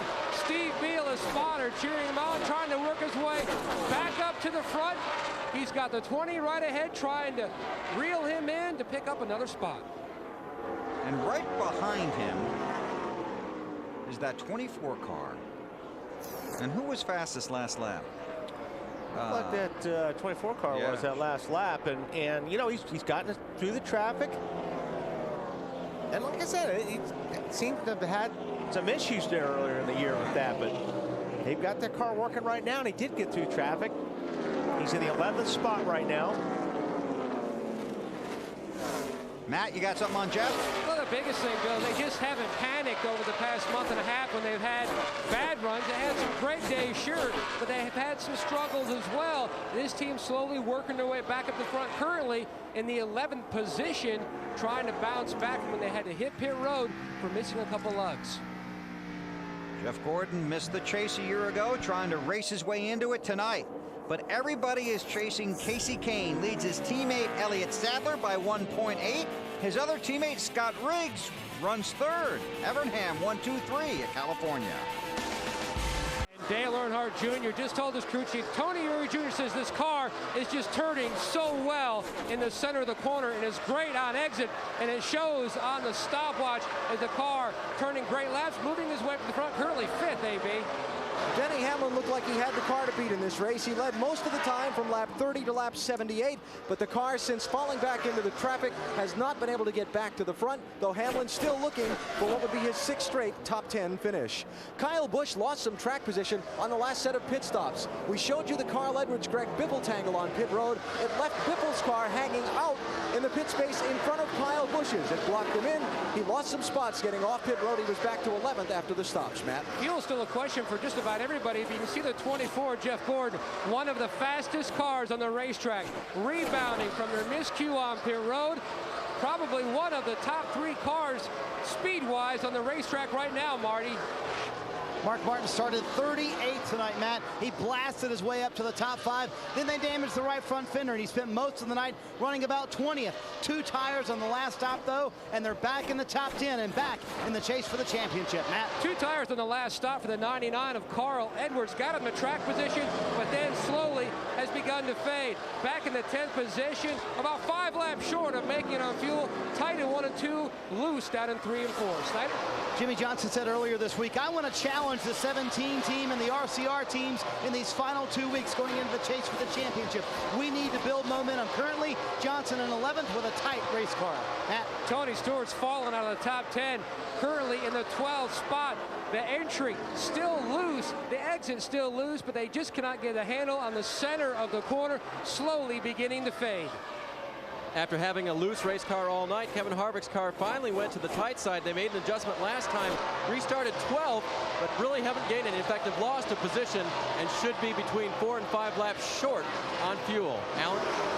Tell you about Greg Biffle's night. He bounced off the wall, damaged the body earlier, then cut down a tire at lap 172. He got back on the lead lap. He's picked his way back up to 14th, but he says his car's just kind of sliding around, Dave. The 41 car, Reed Sorensen, well, he's driven past 8 cars since the restart, and he topped off with fuel. He'll be better than anybody else, Alan. Well, Jeff Burton, after thinking he had a flat tire back at lap number 204, still riding it out. You see he's back in 16th position. Burton fighting to hang on to a place in the top 10 in the chase for the next L Cup. You're going to see a lot of gas and goes. Yeah, we saw that in this race 1 year ago, almost the same scenario, and then it ended under green-white checkers. Yep. Kasey Kahne, the race leader, 25 to go at the California Speedway. You're watching NASCAR on NBC. Now, I would think he'd just come in for a couple of seconds worth of fuel in order to make it to the finish. You don't need much. Matt Kenseth came, and Robbie Reiser called for 2 right side tires. They had a problem with the right front, took a long time, and that cost Kenseth a lot of position. And that's something that he can't afford to do right there. You know, Matt can. Right, because he's already locked into the chase. Right, but Kasey Kahne can't, so I'd be real interested to see if these guys take on rights or just fuel. I would think just gas. Right now, Kasey Kahne 11th in the championship standings, 39 points out of 10th. The top 10 drivers make the chase. Kasey Kahne is the race leader. Kahne has led 127 of the 236 laps tonight. Won here last night. Matt Kenseth swept Bristol last weekend. Kahne trying to sweep California. Kevin Harvick on pit road. Another guy trying to lock up his spot in the chase. He could do it by finishing 3rd or better tonight. Dave, what's his strategy? Loose in the corner, tight off. They're going to put 2 right side tires on.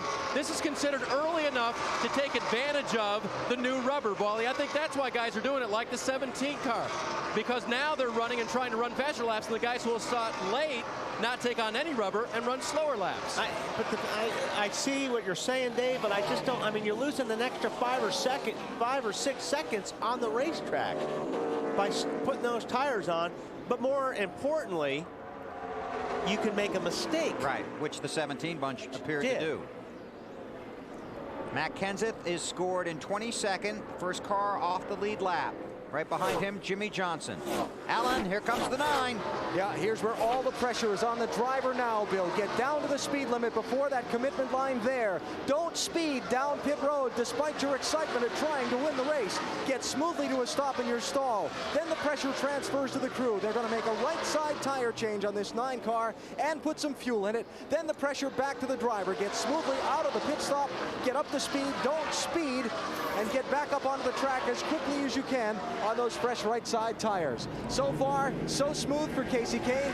He's into his pit stall, right side tires and fuel. They're telling him to go when the jack drops from the tires, not to wait on the fuel. Tire changers around the front of the car, and to Matt. And it's a fuel-only stop for Jeff Gordon. He only needed about 3.5 to 4 seconds of fuel. No tires for the 24. AB. Right side tires for Kyle Busch. Down and away. We'll see Denny Hamlin in this lap. Look for him to take fuel only. Matt. And the 8 of Dale Earnhardt Jr. on his way down to his pit stall. They have tires on the wall. Possibly just fuel only, though, for the 8. The 20 is Stewart. Right side tires only. They are going to go tires on the Dale Earnhardt Jr. slid in his pit box. Fortunately, did not slide through it. The car is at an angle. Left rod, he's finally away, Marty. Mark Martin has already left pit road. He was struggling with those tires that were on the car, so he wanted 2 fresh right side tires and the fuel to make it all the way to the end. No chassis changes. 7.3 seconds on the stop for Kahne, 8.7 on the stop for Earnhardt, 4.9 seconds on the stop for Gordon. Carl Edwards makes his way onto pit road. 11 laps to go. Edwards gives up the lead to come down pit road. Matt. Bill Carl was one of those drivers that took the 2 right side tires for the gamble on his way down to his pit box. The sign waving up and down. Let's see if he too goes for the tires. They were going back for fuel only for Edwards. Just a quick splash. He's away. Just before we went back to green under the caution, Clint Bowyer, Reed Sorensen, Casey Mears among the drivers that topped off. Hearing that Sorensen plans to stay out. We heard that Mears plans to go to the finish. There's Sorensen. Dave Burns. They radioed to Reed, buddy, we're staying out. We're going to win this thing. And he said, no, I need to come in for tires, right? No, he said that putting on tires would delay his run to victory lane there, Walt. Okay. Wow, Reed Sorensen out front with 9 to go. JJ, nobody around him. Yeah. I mean, he's like, yeah. I don't know. I'm just surprised at some of those tire changes there. I'm with you.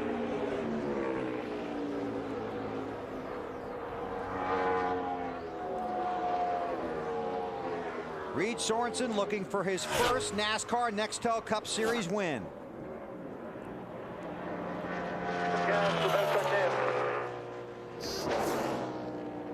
Jimmy Yelich, his crew chief.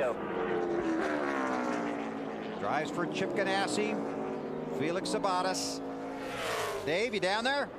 Yep, this is a brand new race car for them this weekend. It's run very strong. He's running the top 15 all night. But this was a gamble that paid off on fuel. And gosh, didn't the Chip Ganassi car maybe in the Busch Series take a fuel gamble earlier this year and win? Yeah. It was a 42 of Casey Mears. Yep, I was at Chicago. Yeah, Chicagoland. Thought you were fading out on us there, Dave, but glad you're still there. Down the hole. 7 laps to go. Reed Sorensen is just 20 years old. From Peachtree City, Georgia.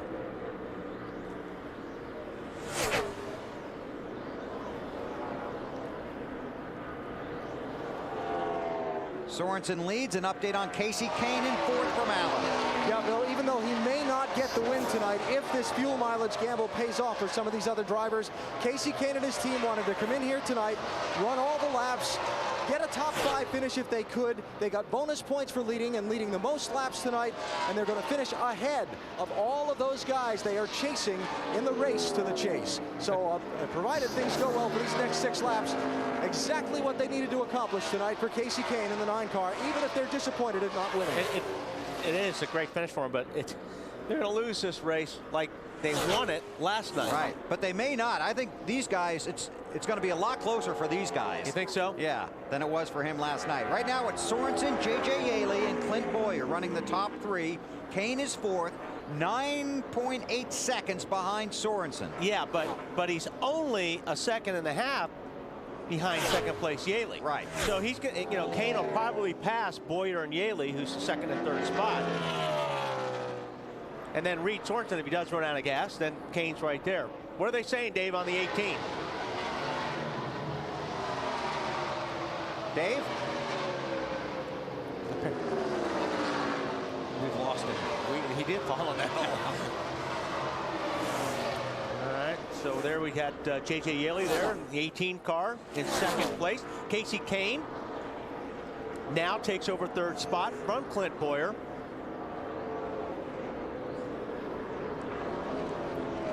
Sorensen. 4 to go this time. Now, if they told him, I don't know what they've told him, because if, you know, Save fuel and go around. fast. Yeah, I mean, again, that's exactly right.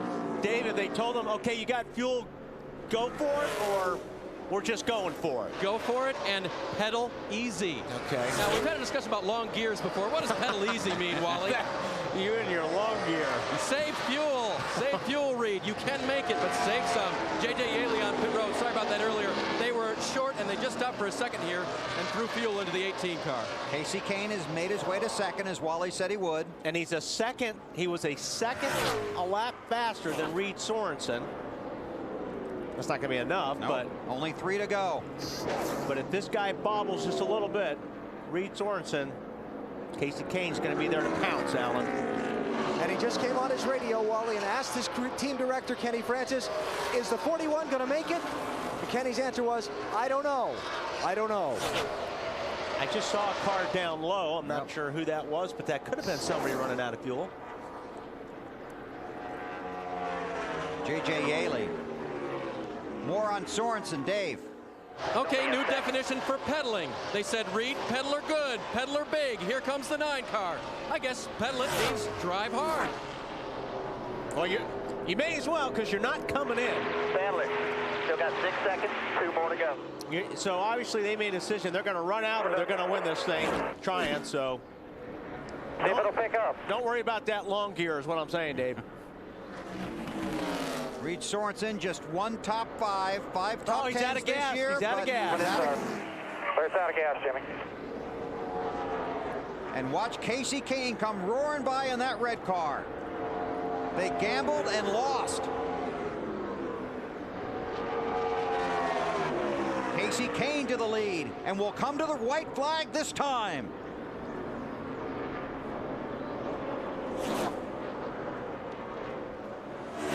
And there's not even a threat behind him. And they did what they talked about earlier in the race, or earlier today. Just go out and win the race. Let everybody else do whatever they got to do. This is what these guys need to do to even have a shot at making the chase. Won 4 of the first 15 races this year, but has struggled since. Tonight, he has led 129 laps of this 250-lap race. This is the final lap. Casey Kane came in here 11th in the championship standings, and as Wally said, he's going to beat everybody and put himself in position to make the chase next week at Richmond. Earnhardt goes to second. Casey Kane comes off of turn 4. He won last night in the Busch race. Casey Kane sweeps at California.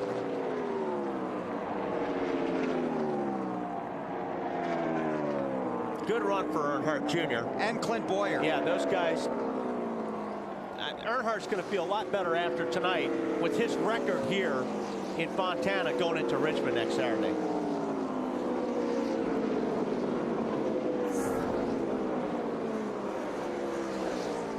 Well, those guys worked hard. See, Dale Jarrett wound up with a top 10 spot. He was another car that topped off. Unofficially, Kane 11th in the championship standings right now. 27 points out of 10. No driver clinched tonight. But Matt Kenseth has assumed the championship lead by 16 points over Jimmy Johnson. To pit road, and here is Matt Yoakum. Every win is special, but every win is important. As they put Kenny Francis, Big Tank Probus. Kenny, can you describe how important this win is for this team tonight? That's the biggest win of the year so far. You know, we got to race our way into this thing, and tell you what, the guys did a great job. Casey did an awesome job driving tonight. Just unbelievable. I don't know what to think. I don't know what to think. That's great.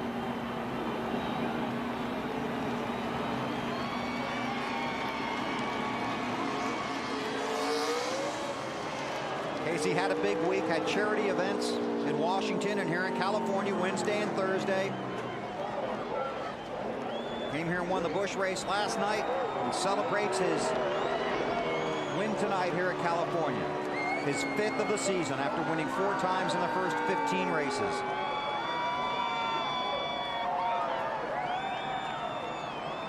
Big win for him. Big night for Ray Evernham and Evernham Motorsports.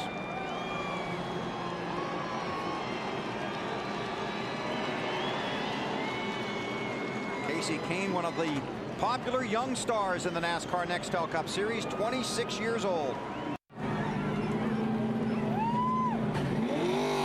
He's got the checkered flag.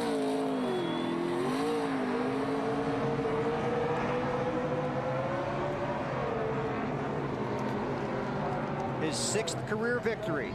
You know where he got his first NASCAR Nextel Cup win? I believe that was at Richmond, Bill. It certainly was.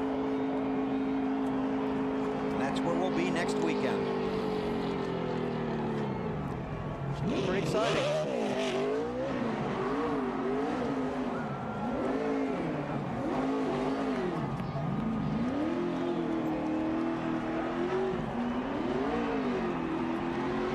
Now I know why the engine builder has a nightmare. Yeah. All right. He heads for victory lane. We head down to Dave Burns. With Dale Earnhardt Jr., he has a big smile on his face after that. Glad to come out of here with 2nd place going into Richmond. Sure, yeah. This is my best finish here, so we're glad really to get a 2nd anywhere, but especially California, these kind of racetracks, we've really turned that around. I'm really proud of my team. My car was great. Congratulations to Casey, and maybe we won't be battling each other for the chase. Maybe we'll both make it. Unofficially 7th going into next week, Junior. I know that's not 2nd or 3rd, but it's a little pad. Well, hey, just good runs, no matter what.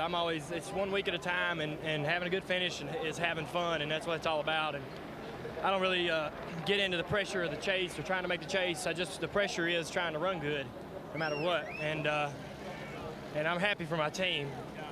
Everybody, Tony Jr. made great calls. My team did great. I can't say enough about DEI and my team. I mean, they've really done everything that they could for me this year, and I'm so proud of them. A big West Coast rebound for the 8 bunch. Matt? And Jeff Gordon unofficially will leave Fontana 4th in the championship standings. Jeff, what a drive from 25th all the way back up to 5th. Yeah, it certainly was. You know, I hate that happened to us. We had a great car and we're in great position, and you know, we just wanted to be safe, and we had such a good car that we were fortunate to be able to drive from the back up to the front. But I just got to thank Steve and all the guys making great calls, great pit stops on the DuPont Chevrolet Monte Carlo, and you know, I knew that 9 car was the car to beat, and we had them in our sights at times, and I guess we should feel pretty fortunate to come home 5th. First top 5 here in 2.5 years for Jeff Gordon. Alan? And in victory lane, where Casey Kane is cooling down and getting ready to climb from his car. It's going to be a happy place here.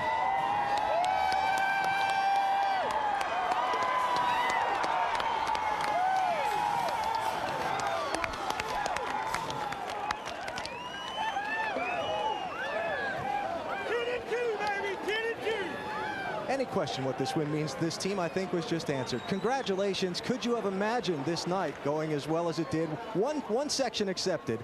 Could you imagine the night turning out like it did? Not really. This was an unbelievable night to fall down a lap there. I just got over the speed limit. I didn't even notice it. I think it was just that close. We were right on the edge, and these guys fought back, had great pit stops. Dodge dealers, UAW Dodge Charger was really fast all night, and we got better when the sun went down for sure. I just can't thank this team enough. They worked their butts off trying to get us back in this chase, and this is the only way we can do it, is to lead the most laps and win a race, and at least it'll give us hope at Richmond next week. When you got the penalty and were shuffled back to 24th, was there ever a thought of, okay, it's over tonight? No thought at all. I was all out, man. We had to get back to the front, and Kenny did 2 tires. I think I passed about 10 cars, and then we did 2 tires and went from 12th to the lead, or to 2nd behind Junior, and then battled by Junior and led some laps. So awesome engine, Evernham engine, the best engine I've ever had, and just everybody that supports this team, Stanley, McDonald, Siemens, the UAW, they're all great people. Hopefully we can make the chase for them. You're now 11th in points as you were, but you're now just 30 behind 10th place going to Richmond. A thought? Yeah, I wasn't sure how far we'd be back, but you know, 30's a lot closer to 90, and could have been a lot worse than 90. So it's a big jump. Anything can happen at Richmond. It's going to be a wild race there, and hopefully we're on the good side of things. We got 5 wins. That's the most out here. Congratulations on a great night. Thanks a lot. Casey Kane, winner tonight in California, and a huge win, Bill. A big hug from his mom. NBC Sports live in Fontana, California for the Nextel post-race report. We continue our coverage with Dave Burns. And with Carl Edwards now, who pulls down a 4th place finish. You needed a miracle tonight. That wasn't quite it, was it? No, we needed a miracle, but I'll tell you what, I had a good time, and that's what this is about. And I guess we're mathematically out of it now, somebody said. So congratulations to KC to sweep the weekend. That was cool. And I guess we'll just go out for 11 races, have a good time, try to win something, and prepare for 07. Did you feel after last week, had you sort of counted yourself out, even though it wasn't mathematical, or is this the big letdown now? Well, really the big letdown was earlier in the year. We just kept having the bad luck, but it's still not let down, man. I get to live my dream, get to have a good time, race these cars. Office Depot's going to be on board for another couple years, so maybe we can get them in the chase next year. Carl's first comment to me was, running the high line sure is fun here at California, Matt. Dave, on the way out here, Clint Boyer found a lucky penny, taped it to your dash. It looks like that helped to pay off for your career best finish, 3rd. How close were you to running out? Maybe that was God's way of paying back for the Michigan running 3rd and blowing up a 2 to go. So, you know, just an incredible call by Gil to come back in, top off of fuel. And I tell you, everybody had to pit, you know, and we stayed out and gambled. And it's just neat to, you know, finally have something go our way. Jack Daniels Chevrolet was decent all night long. I think it was about an 8th to 10th place car. And, you know, really proud of Gil for stepping up, making a good call, and having a payoff. This team has gained so much momentum. Are you excited about going on next week to Richmond? Yeah, we've been running good. You know, we do have the momentum. It's just frustrating not to get to finish at the end of the day. But, you know, that's a step in the right direction, and we're on our way. Clint Boyer finishes 3rd here in Fontana. Marty? A hard-fought 12th place finish for Mark Martin, and you guys were terrific during the daytime. Were you surprised the track didn't tighten up for you at night? Yeah, the car got loose at night instead of tight, and we weren't prepared for that. Man, I want to thank the fans. They've been so awesome, and we went down fighting tonight. You know, we gave it everything that we had, and I'm proud of my team, you know, for fighting as hard. And, you know, we got a 12th place finish, but there was a time in the race when I really thought we were a threat to win it, but the car just never did handle right once it got dark. You're still in 10th. How do you feel about things going into Richmond? The race is on. You know, I've been fighting and gouging in that 6 car for 19 years, and you know, I'm gonna fight and gouge till the very end, no matter what happens with the chase. You know, it's been a great year with AAA and all, and I'm gonna go down swinging. It's gonna be fun next Saturday night. With team owner Ray Evernham. Ray, watching your team under the circumstances they faced all weekend and performing tonight, what are your thoughts? That's the way champions act. You know, they're good under pressure, and they knew they had to come here, lead the most laps, and win the race, and run good up front all night. And then, you know, to have them run 1, 2, 3, I think it's the first time in my history that we had the cars running 1, 2, 3, and it was just really great to see. It shows how hard the guys are working together. And you know, thank the Dodge dealers and UAW and Valvoline and everybody for sticking with us. From a team owner's perspective, the guy that has to deal with the sponsors, how important is next week to you? It's important, you know, obviously, but every win's important. You know, if we make the chase, great. We've got to go and do the same thing next week, but we also know where we were weak and what put us in this position. And, you know, we're going to work on it. We're doing all we can do, and that's all you can do. And just want to let the White family know that we're thinking about them, and we miss you, Kevin. That's the tire specialist for the team who was not here. His mother passed away earlier this weekend. Bill? Thanks, Alan. Here are the unofficial results from tonight's race at the California Speedway. Casey Kane started 9th at Charlotte and won. This is the first time he started 9th since then and won. Led the most laps. Got himself in position to get into the chase. Junior, Clint Boyer, Carl Edwards, Jeff Gordon gets 5th. Matt Kenseth comes back for 7th. Dale Jarrett topping off. Got himself a top 10. Jimmy Johnson 11th. Elliott Sadler wound up 13th. He was obviously one of those guys that did take tires. It was fun watching Scott Riggs up front. He ends up 17th. There you see Jeff Burton in the 16th spot. One of the guys trying to lock into the chase. Jimmy McMurray comes home 20th. Reed Sorensen. He went for it. Yeah, he did. Finishes 21st for the effort. Well, these guys had a rough night from about 22nd, 23rd on. Kurt Busch, definitely a rough night.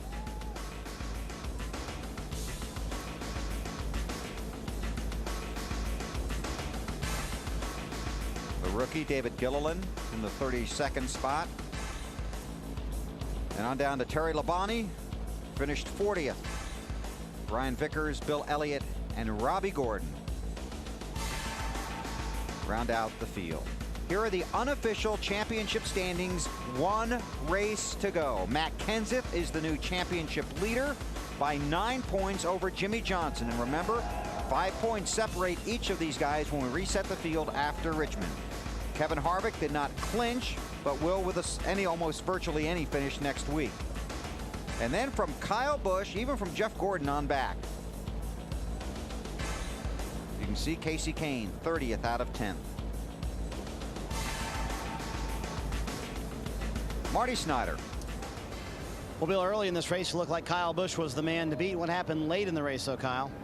We just kept missing a handle on the car at the end of the runs. You know, the car was very, very fast in the beginning. We could kind of take off and lead for a couple laps or whatever, but then we just get a little bit loose off the corners. So it was a good run for the Kellogg Chevrolet, though. That's all we needed. We just need to keep fighting the way we've been fighting with top 10s and top 5 finishes, and that's as good as we had for them tonight. But, you know, it's kind of weird coming down to the end of races like that, having to fend off by fuel mileage or tires or 4 or 2, whatever. But still, all in all, hopefully it's a good show for the fans. We had fun inside the cars, and ended up being a good, cool night. So we'll go on to Richmond.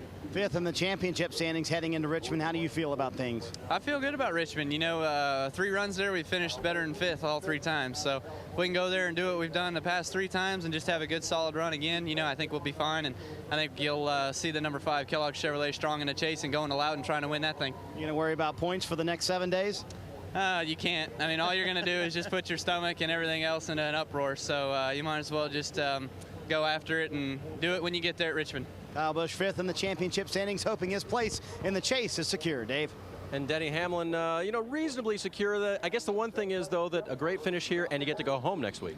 Yeah, it's good to go home and finish this thing up. And we're looking at it as we got 11 more, not 1 more. So, you know, we feel like we're you know, good enough to make this chase, and you know, kind of sick of finishing 6th all the time, but I'd like to have those top 5s, but still a great run for us. This is a race that had a lot of strategy going on at the end. How did you feel overall performance-wise with your team tonight? To have a top 5 car all night long, especially when you know, this goes from day to night, is extremely odd. And you know, I think the 9 had the best car all day. We just you know, came up a little bit short, but I'm very proud of the whole FedEx team and all the effort they put in. And you feel like you've been pacing yourself enough to have enough juice for the last 10?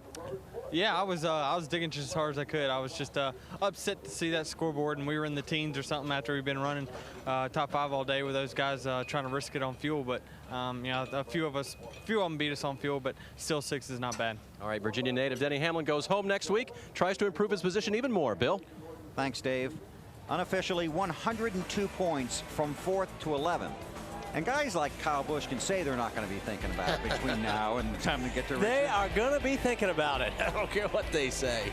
And as soon as the interview was over, yes, he was thinking about it. He was thinking about it then. It'll be a long week for those guys, and barring a tie mathematically, only 10 of these 11 guys are going to make it. Carl Edwards and Greg Biffle mathematically eliminated tonight. So it's 11 guys for 10 spots when we go to Richmond, Virginia next week. One of the most exciting tracks on the NASCAR Nextel Cup circuit. The final race before the chase begins. Should be fun. It's a combination short track and super speedway. So almost anything can happen there. You can get caught up in somebody else's mistake, or your car could go away. Yeah, there's a lot that can happen, but I'll tell you one thing about Richmond, you'll definitely see great racing. I mean, it's a fun race to watch. It's a fantastic track.